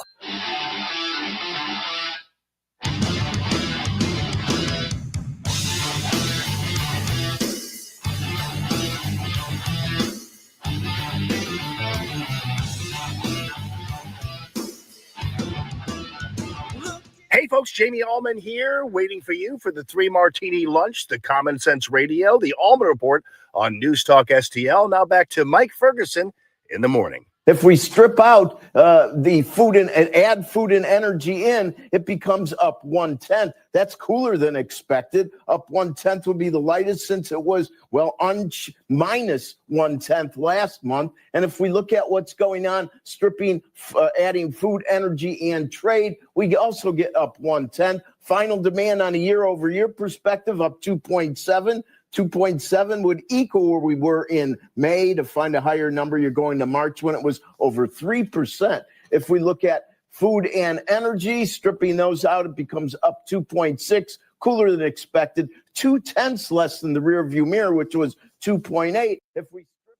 Yeah, once again, the great Rick Santelli of CNBC, the guy who famously took to the floor of the New York Stock Exchange many decades ago, and many credit with launching the Tea Party effort. Stop the spending, stop the spending, stop the spending. We got a guest joining us right now who knows that that's one side of the two-sided coin of cutting taxes and reducing government spending. We're going to talk to him about that. What the one big beautiful bill will mean for Americans in 2026. What the heck are we going to do with those Obamacare insurance subsidies and more? Grover Norquist, president, founder of Americans for Tax Reform. I've known Grover a long time. I'm proud to work with ATR here in the heartland. I was just with Grover last week and a lot of other great leaders from around the country and decided it was time to welcome him back to our airwaves. Grover, good morning to you. Happy Thanksgiving to you and yours. And thanks for joining us this morning. Tim, thank you very much. You too. Yeah, Grover, one of the biggest things that ATR, that Americans for Tax Reform, is monitoring, working on, trying to persuade Republicans not to do, is to not do something they haven't done for the last, nearly 15 years or so, and that's not be responsible for the Obamacare mess. Grover, there's a lot of pressure, I know, up on Capitol Hill to extend what I have called the Obamacare super subsidies, the gigantic giveaways to the big insurance companies that was implemented back during the COVID era that Democrats wrote into law that were supposed to expire at the end of December. Grover, where are we on this fight, and what do you think might come out of it? Well, you outlined it perfectly. Obamacare was passed with only Democrat votes. Massive tax increases, massive spending increases, designed to fail. When you looked at it, you said, this is going to raise the cost of people's health care. It's going to make it difficult for people to have what they want. It's not going to work. It's going to get more and more expensive. They don't have as many taxes in there as they are spending money. It's going to fail. And there was actually a liberal professor somewhere who pointed out, yes, it's designed to fail because what will happen is it will fail. The Democrats assumed that they would have the House and the Senate forever because they'd got it with Obama coming in. The world would never change on them. And therefore, when it failed, they would say, you know what? The problem here is not enough money for our wonderful plan. That's why it doesn't. Remember, we were told you could keep your doctor. That was an untruth. We were told that everybody would see their premiums go down $2,500 for a family. Instead, it went up, doubled in in many cases, got worse and worse. The subsidies we're talking about are to cover up the increased cost that Obamacare is putting on working men and women. Obamacare hurts working men and women. And they go, well, tell you what if we were to raise taxes and then tell people that we just not reduced their healthcare costs, but they haven't gone up quite as much. Because, by the way, they're going up even if they had the subsidies. They're going up because Obamacare is such a failure. So this is really a fight about the failure of Obamacare, and the Democrats are trying to make it a fight about why don't we give help to poor people who are being messed with? Well, they're being messed with by Obamacare, and you can't fix that without getting rid of it, or, I think more likely, giving people an off-ramp. Obamacare should always stand there as something stupid that people can do if they want. It's too expensive. They make you buy kinds of health insurance that you don't need, that you can get transsexual life changes and all that sort of stuff. You can insure for that if you want to, but if you don't want to, you can't decide, no, I don't want that. So it's a heavily political decision on what constitutes healthcare. The off-ramp is, in many cases, health savings accounts, where 70 million people get their healthcare now. The costs are lower. It's more flexible. You get to decide what you want to be insured for. There are health sharing ministries. About 1.7 million Americans work through churches or groups of churches in different faiths, and they share the risk and, in fact, set up an insurance pool of their own, okay? And it's a not-for-profit. But there are some rules that the Democrats have put in because they don't like this idea of letting people have more choices. So they made it more difficult. We could, and I believe will, in the next reconciliation package, make some changes that make it easier for people of faith to organize their healthcare through their own churches and networks of other churches as one option. The problem with Obamacare is to try to tell everybody in the country there are only three kinds of insurance you could buy. Here's 1, 2, 3. That's it. What? What about people who are 20, who aren't the same as people who are 80, who aren't the same as people who are 60, as people who have kids, as don't, men and women? These are all differences that people might want to insure for. People have different sets of risk. They may have set aside a pool of money they don't mind taking risk with. But government only does one size fits all. And that's the failure here. The Republicans are saying we are not going to keep digging to try and get out of the Obamacare hole. That doesn't work. Throwing more money on Obamacare does not improve anything. We did this with kindergarten through 12th grade, spending more and more money every year and not getting any better. In fact, getting worse results. You do the same thing with Obamacare. So the really good news is that there's a lot of support for doing that. There are always people inside a White House that have counter efforts. And so there are a couple of guys. There's a guy named Orrin Cass who claims to be advising and telling everybody there what to do. And he's a big spender. It's kind of like your guy, Hawley. He's always in favor of more liberal spending and higher taxes, sadly. But most Republicans aren't. I mean, Hawley's over in a corner by himself. But there were words, it was hinted that the White House might be for continuing for 2 years these massive subsidies to cover up the failure of Obamacare. Well, why would you do that? Since you know that the subsidies aren't going to solve the problem, it will still be a failure. 2 years from now, it'll now be Trump's failure, instead of Obama's failure. Trump is smarter than his idiot staffers, and evidently has put out the word that the thing that they were claiming he'd agreed to is nonsense. He does take lots of advice from lots of different people. And sadly, some people run out the door and go, he smiled at me when I said this. That means he agrees, which is not what it means. It means he heard you, and it's one of his options. Yes. So I think we'll end up with something that says, you know what, we're going to give people more options on healthcare. We are not going to bail out Obamacare. And there's no reason to change anything, frankly, because the quote unquote people who are being cut off from these supersized extra COVID-driven. This all came in the last several years. After COVID was over, they wanted to have these super subsidies and call them COVID subsidies for people who aren't here legally and people who are young males who could be working, perfectly healthy, choose not to. And all they have to do to get access to these is work 1 week a month, okay? You know who the Democrats are protecting? People who sit on their couch and don't work and laugh at you while they're watching TV and you go to work. It is really amazing. Speaking to Grover Norquist, president, founder, Americans for Tax Reform, ATR.org. Grover, you heard Rick Santelli there of CNBC talking about the cooling inflation numbers in many sectors. I know you closely watched and assisted with the construction of the One Big Beautiful Bill, making those Trump first-term tax cuts permanent. Grover, I know we have a long way to go because, as you have mentioned to me many times, Biden did extraordinary damage, greater damage than anyone will want to admit to our economy. But are we turning the corner, and will the components of the One Big Beautiful Bill help us have a more prosperous 2026? Yes. And one of the things that we do see is rather significant increases in investment. Mm-hmm.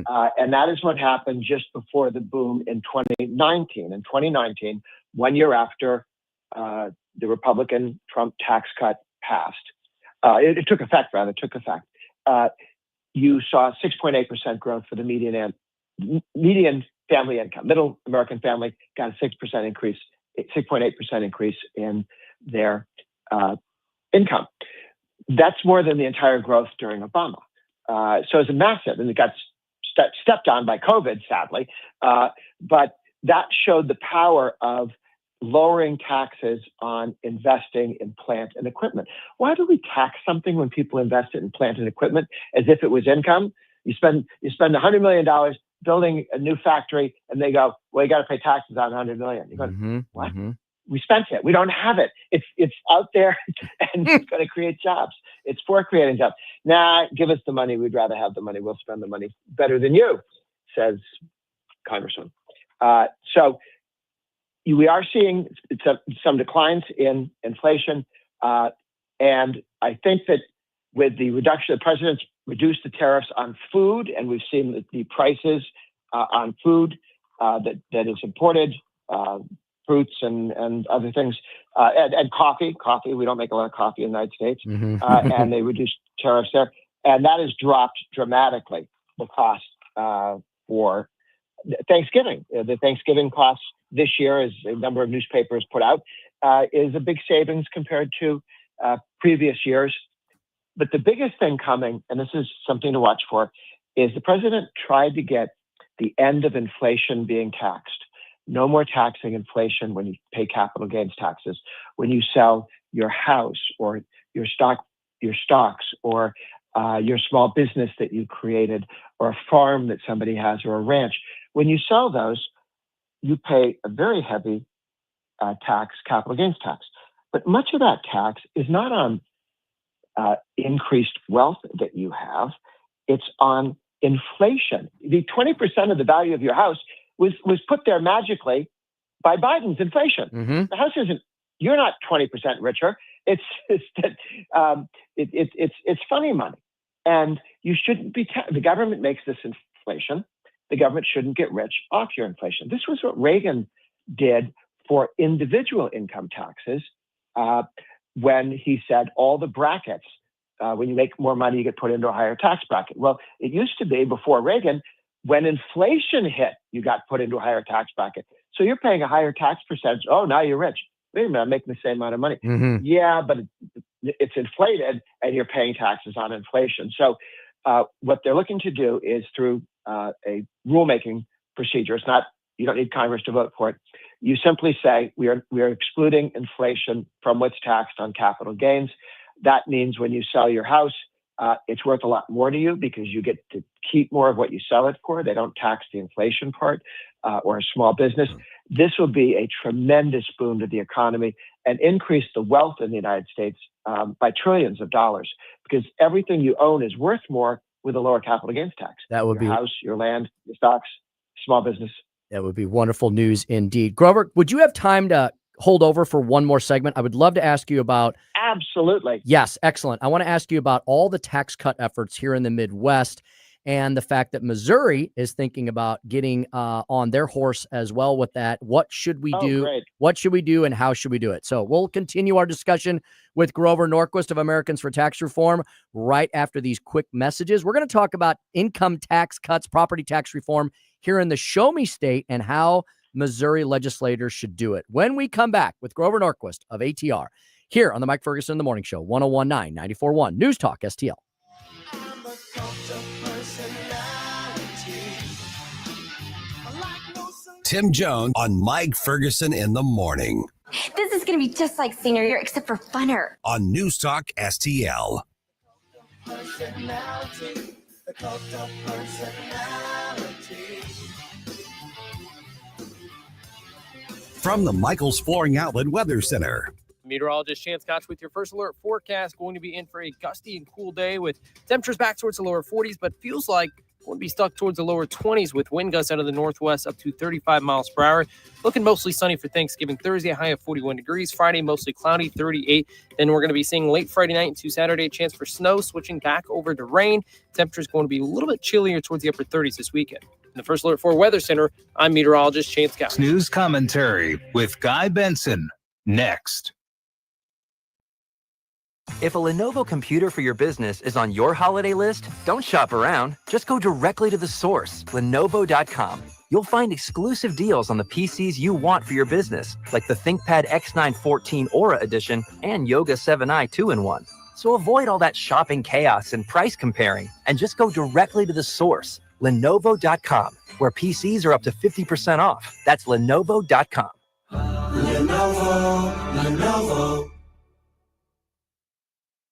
Here's Guy Benson. If Republicans want to have a better than expected midterm, having just won the presidency and the trifecta last year, they're going to have to alter the trajectory of the way things are going right now. And they are also, hear me on this, they are also going to need to convince their base, their voters, Trump supporters who don't necessarily always participate in elections.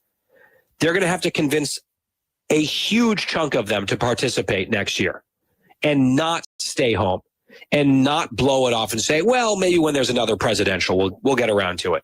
That mentality will not be acceptable if the Republicans are going to have even a decent salvage election next year. That's my opinion. That's my analysis. For more commentary like this, go to foxnewspodcast.com. Hi, I'm Dr. Alan Link, owner of the Dental Link.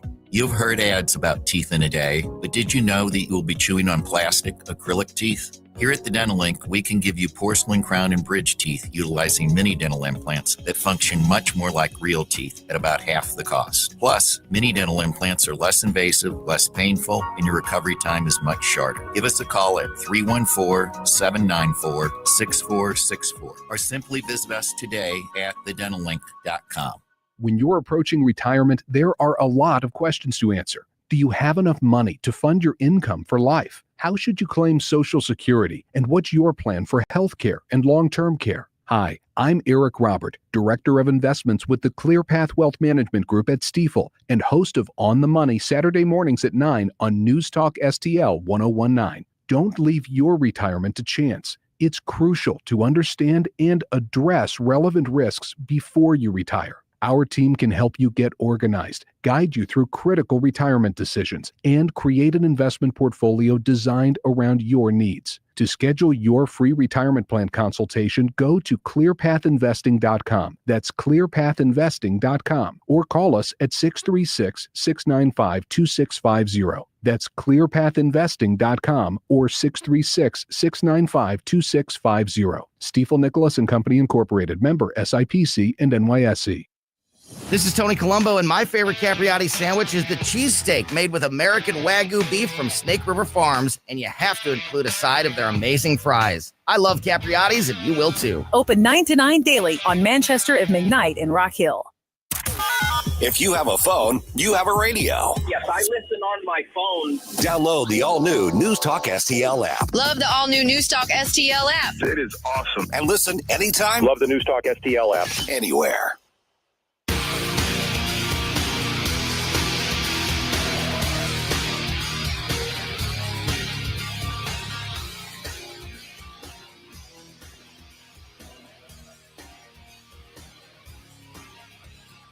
Good morning, Missouri. It's your boy, Joe Pags. I'll talk to you tonight at 10. But right now, let's get back to Mike Ferguson in the morning.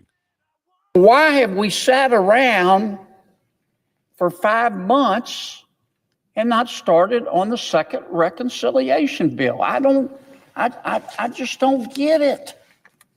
I don't get it. I mean, in my opinion, and really, I'm just making an observation. To me, it's a 12-piece bucket of stupid not to do another reconciliation bill and to waste 5 months before we even start on a second reconciliation bill, assuming that we get started tomorrow. I mean, humans are supposed to have evolved as a species. Why would we not do a second reconciliation bill? Got one of the master wordsmiths there up in the big deep swamp in Capitol Hill in Washington, D.C. And we've got one of them on the line with us as well. Grover Norquist, president, founder of Americans for Tax Reform, ATR.org. We are going to talk about what Missouri should do on the tax cut and reform front in just a second. But Grover, Senator Kennedy's right, isn't he? That the Congress needs to kind of get on with it if they're going to even have hopes of getting a second reconciliation bill across the finish line before the August recess next year, when they basically take the entire month off and then don't do anything until the midterms. The senator has several reasons to be confused. Originally, they were going to have 2 more. You can, under the rules, legally, have one this fall. We could have done one in November, and you could do one in the spring. And the only time you can pass legislation on spending and taxes without getting Democrat votes, and there are no Democrat votes to reduce spending, and there are no Democrat votes to reduce taxes. They just aren't. They're not. There aren't any moderate Democrats who would vote against to lower taxes or to reduce spending. Zero, none. So you have to use them. And for some reason, I know the House was very excited about doing 2. We need to do health savings accounts, which gives you an option to get out of Obamacare, which costs less and gives you more control over your life. That needs to be done through reconciliation. That should have been done this fall. The bills were written. We just didn't have room for them in the last bill, for crying out loud. So there is a need to do that. Ending the tax on inflation is one of the things that you could do. But again, that would require Democrat votes because it's a change in to do it legislatively. You can do it through a rule change at Treasury. There are a bunch. We double tax Americans who work overseas. If you go overseas for a couple of years and work, you pay French taxes and American taxes. But if you're French and you come to the United States and work for 2 years, you pay American taxes. You don't pay French taxes. We double penalize Americans who work abroad, and that's not bad. That is bad. That is not good for the American economy. We want more Americans working everywhere, not just here, but in the world too. Grover, you have been closely watching our tax cut and reform efforts here in the Show Me State, here in Missouri, ever since you assisted me when I was in the legislature in cutting Missouri's income tax for the first time ever in our state's history back in 2014. Grover, that was a great accomplishment. But Missouri is now starting to fall behind, aren't we, Grover? Because there's been a Midwest renaissance of tax cutters from Iowa down to Arkansas, over to Kansas, even with the Democratic governor, Oklahoma. Of course, Tennessee had no income tax and has removed other taxes. Kentucky, I could go on and on. Grover, it's really important for Missouri to continue to cut its income taxes, reform its system, and that will lead to greater prosperity and productivity, won't it? It will. Right now, there are 8 states, you know, Texas, Tennessee, Florida, and others, 8 states that have no personal income tax. There are 16 states that have a single rate tax, which makes it hard to raise because you have to raise everyone's tax at once. Makes it easy to reduce because then everyone goes, oh, we're all going from 4 to 3.5. Got it. Takes envy off the table. There are 5 states that have passed laws that will automatically take them to 0 without any further passing laws. Oklahoma is one of those. Mississippi is one of those. Kentucky is one of those. Indiana is one. So is West Virginia. Iowa is on the path to go to 0. Their top rate was 8.6. Now the single rate, everybody pays 3.8. But everything's gone down, and they're on the way to 0. They're committed to get to 0. Kansas is in the middle of passing. They passed the bill to go to a single rate tax. Take them a couple of years, and they'll get down to single rate. Oklahoma is also on the rate of single rate automatically, but then to 0 automatically. And I'm working with the nice people in Arkansas, where the governor there was elected, as was your governor, with a commitment to go to zero on the state income tax. And she's cut taxes every time she's had an opportunity to. This year, it looks like we may go to a single rate tax and then begin the march to click down towards zero. Arkansas, right underneath Missouri. Tennessee, as you point out, is not only no income tax, they're busy cutting other taxes. Illinois next door, which is really awful on many things, their income tax is just under 5%, which is not good, but it's half of New York. It's a third of California because they have a flat rate income tax and they're scared to raise taxes on everyone at once. But I know your governor campaigned on going to a single rate. I heard him speak the day he got elected and said, we're going to get to it. We're going to get to a zero, get down to zero.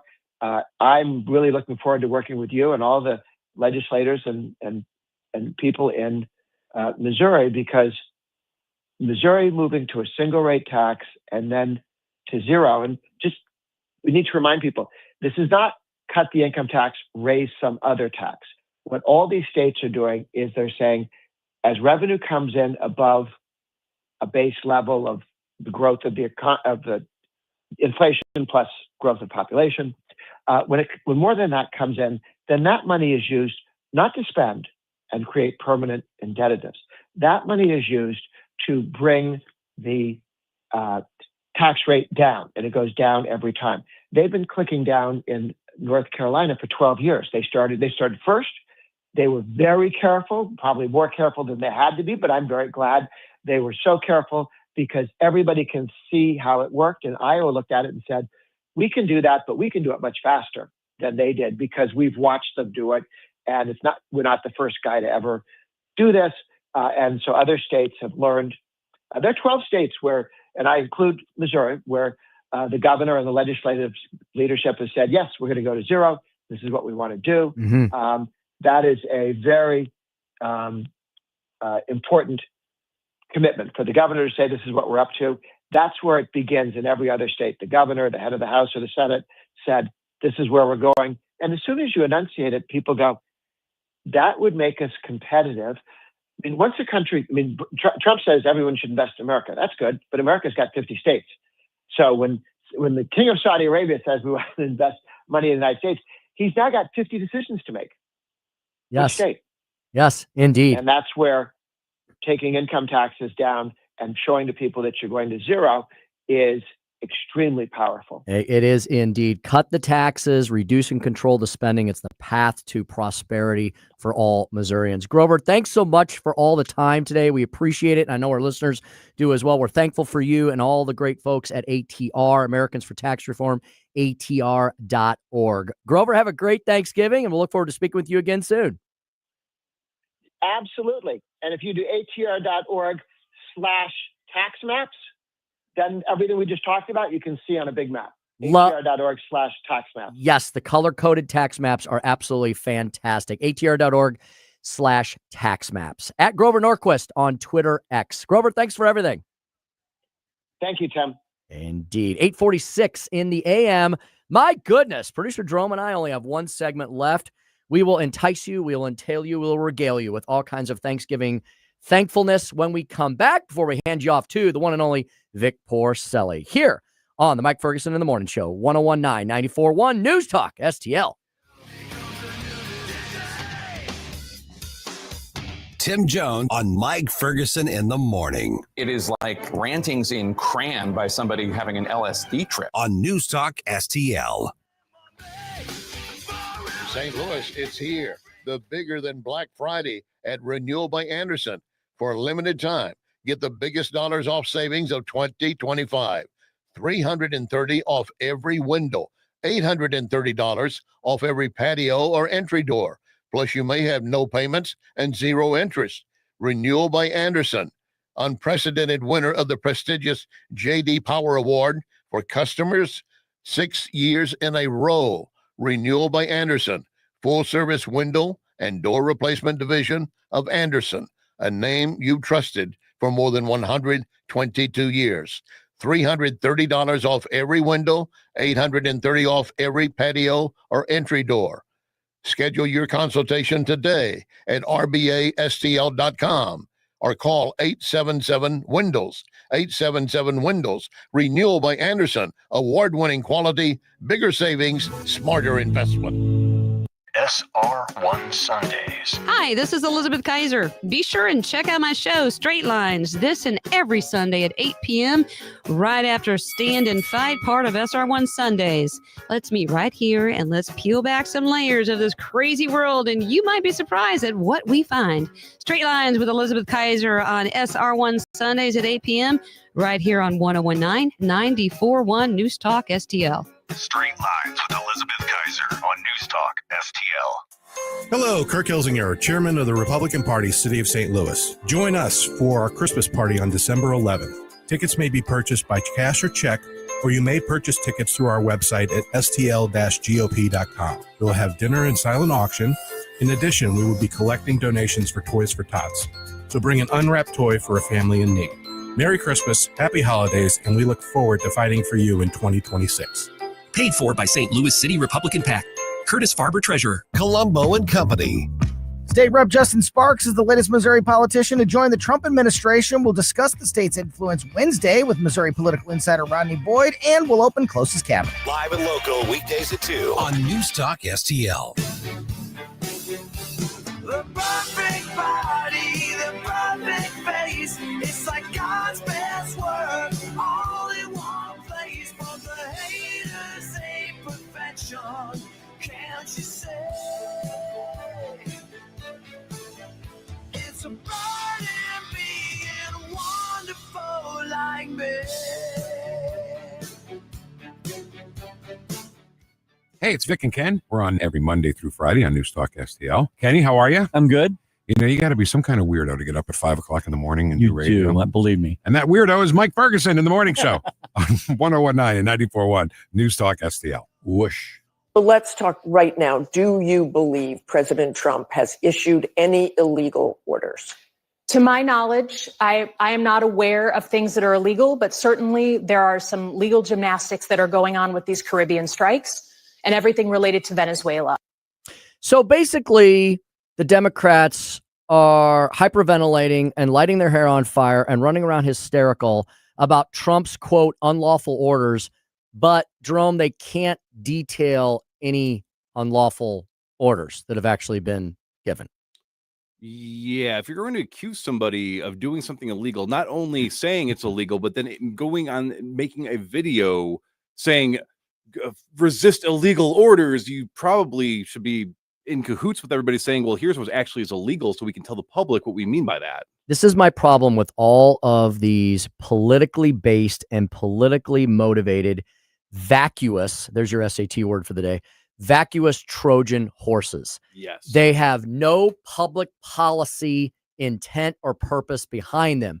They're merely meant as political talking points that lead ultimately to nothing. And early in the show, I know I surprised you a little bit about my comment about the Epstein files. That's my point about the Epstein files. If there was something we were going to learn from them, or there was something that we were going to maybe make society better with, Jerome, my fear is now that we've literally passed an act of Congress to, quote, release the Epstein files, we're never going to hear about it again. You know why? Because there's nothing actually in it that's bad for Trump. And that's the specter that they use, the specter of there might possibly be something in the unreleased Epstein files, because we already had 50,000 pages of them released. But there might be something else that we can use to beat Trump with over the head, knowing or maybe not knowing if that was true or not. And now that they've been released, we may learn, Jerome, we who actually study and sift through this, about the fact that, there's rich and powerful people who are absolutely perverts. But that won't be discussed, and we won't learn anything from it because there won't be some damning evidence about Trump. So that's my problem with it, is these things are always used as giant political talking points cudgels because it is the specter that there might be something there. And then once that they're released or once they're discussed or ferreted out, nothing ever happens and it just goes away. That's my problem with it. Now, if you want to listen to the fist fight Tim Jones and I had over the Epstein files this morning, it'll be available up on the podcast in a little bit. But you did that very well. Thank you. That's why people should download our podcast wherever they find podcasts, whether it's the Mike Ferguson in the Morning Show, Tim Jones and Chris Harps, Vic Porcelli, Columbo and Company, Larry Connors USA, or any of our other weekend programming. It's all there wherever you get podcasts. Absolutely. Now, to your point, though, absolutely. Those of us that have been nerding out about this and keeping track of the narrative changes and keeping track of what gets released. I mean, you look at the flight logs that have been publicly available since 2019. Lots of Democrats, lots of Democrat donors. You look at the little black book that was released. Lots of Democrats, lots of Democrats. Larry donors. Summers, the Democrat's life was just ruined a couple weeks ago. And so he was taken off all the boards and released from a bunch of contracts. I didn't see much of that reported on CNN or MS Now or whatever they call themselves. Exactly. And that's sort of, I guess, the residual thing is I don't want Democrats to get their act together, because it is kind of funny watching them, piranha-rise. That's not even a word. Being piranhas against themselves, but at the same time, cannibalize. Yes. I didn't want to put that image in with Thanksgiving, unfortunately. Yeah, but it happened. Yeah. That was Tim Jones, not me. But when it comes to the way of, we are literally trying to make such a big deal to make Trump look bad, that we are essentially, when this all comes to fruition, we're going to see a lot more of the Democrats than probably anybody on the right. And then on top of that, and will it get reported? Exactly. What is the epilogue to all of this? What is the conclusion? Okay, they've been released. Ta-da! Now what? Exactly. And it's not going to change anybody's mind, because and this is what really, really makes me sad about the Democratic Party, is it's one thing for politicians to go out and say, orange mad bad, I'm not Trump, vote for me. Okay, fine. But for people to say, that works on me, they're not orange mad is bad, I'm going to vote for it. That is the part where it's an issue. So when it comes out that whatever goes on, and I don't believe that President Trump was involved with the actual abuse of the minors, but at the end of the day, when it all comes out that the people on their side are all are being implemented in these files, and we're complicit with the abuse, I don't think a lot of Democrats, if any, are going to change their minds about what am I doing? What am I voting for? What am I supporting here? Because I am so deranged that not being Trump and being able to say orange mad bad is more important to me than actually having a party with policies that I can actually get behind and support. That's exactly the point. And it proves the points that, number one, the Democrats have no good public policy ideas, because everything they do these days seems to be based around, focused entirely upon political talking points. Mm-hmm. Political talking points can be great if they lead to some good public policy outcome. But if they're just in and of themselves political talking points that lead to the road to nowhere, then what's the point of spending time on it in the first place, right?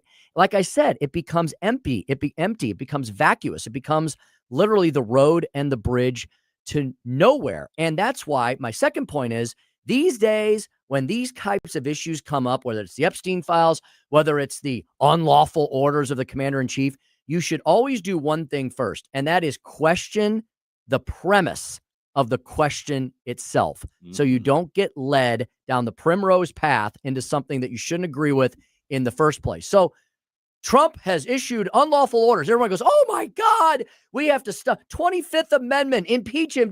Whoa, stop right there. What unlawful orders has he issued? Well, that's really beside the point. No, that is the point. And therefore you have no point, because you cannot state with specificity or particularity or with any certainty whatsoever that he issued unlawful orders in the first place.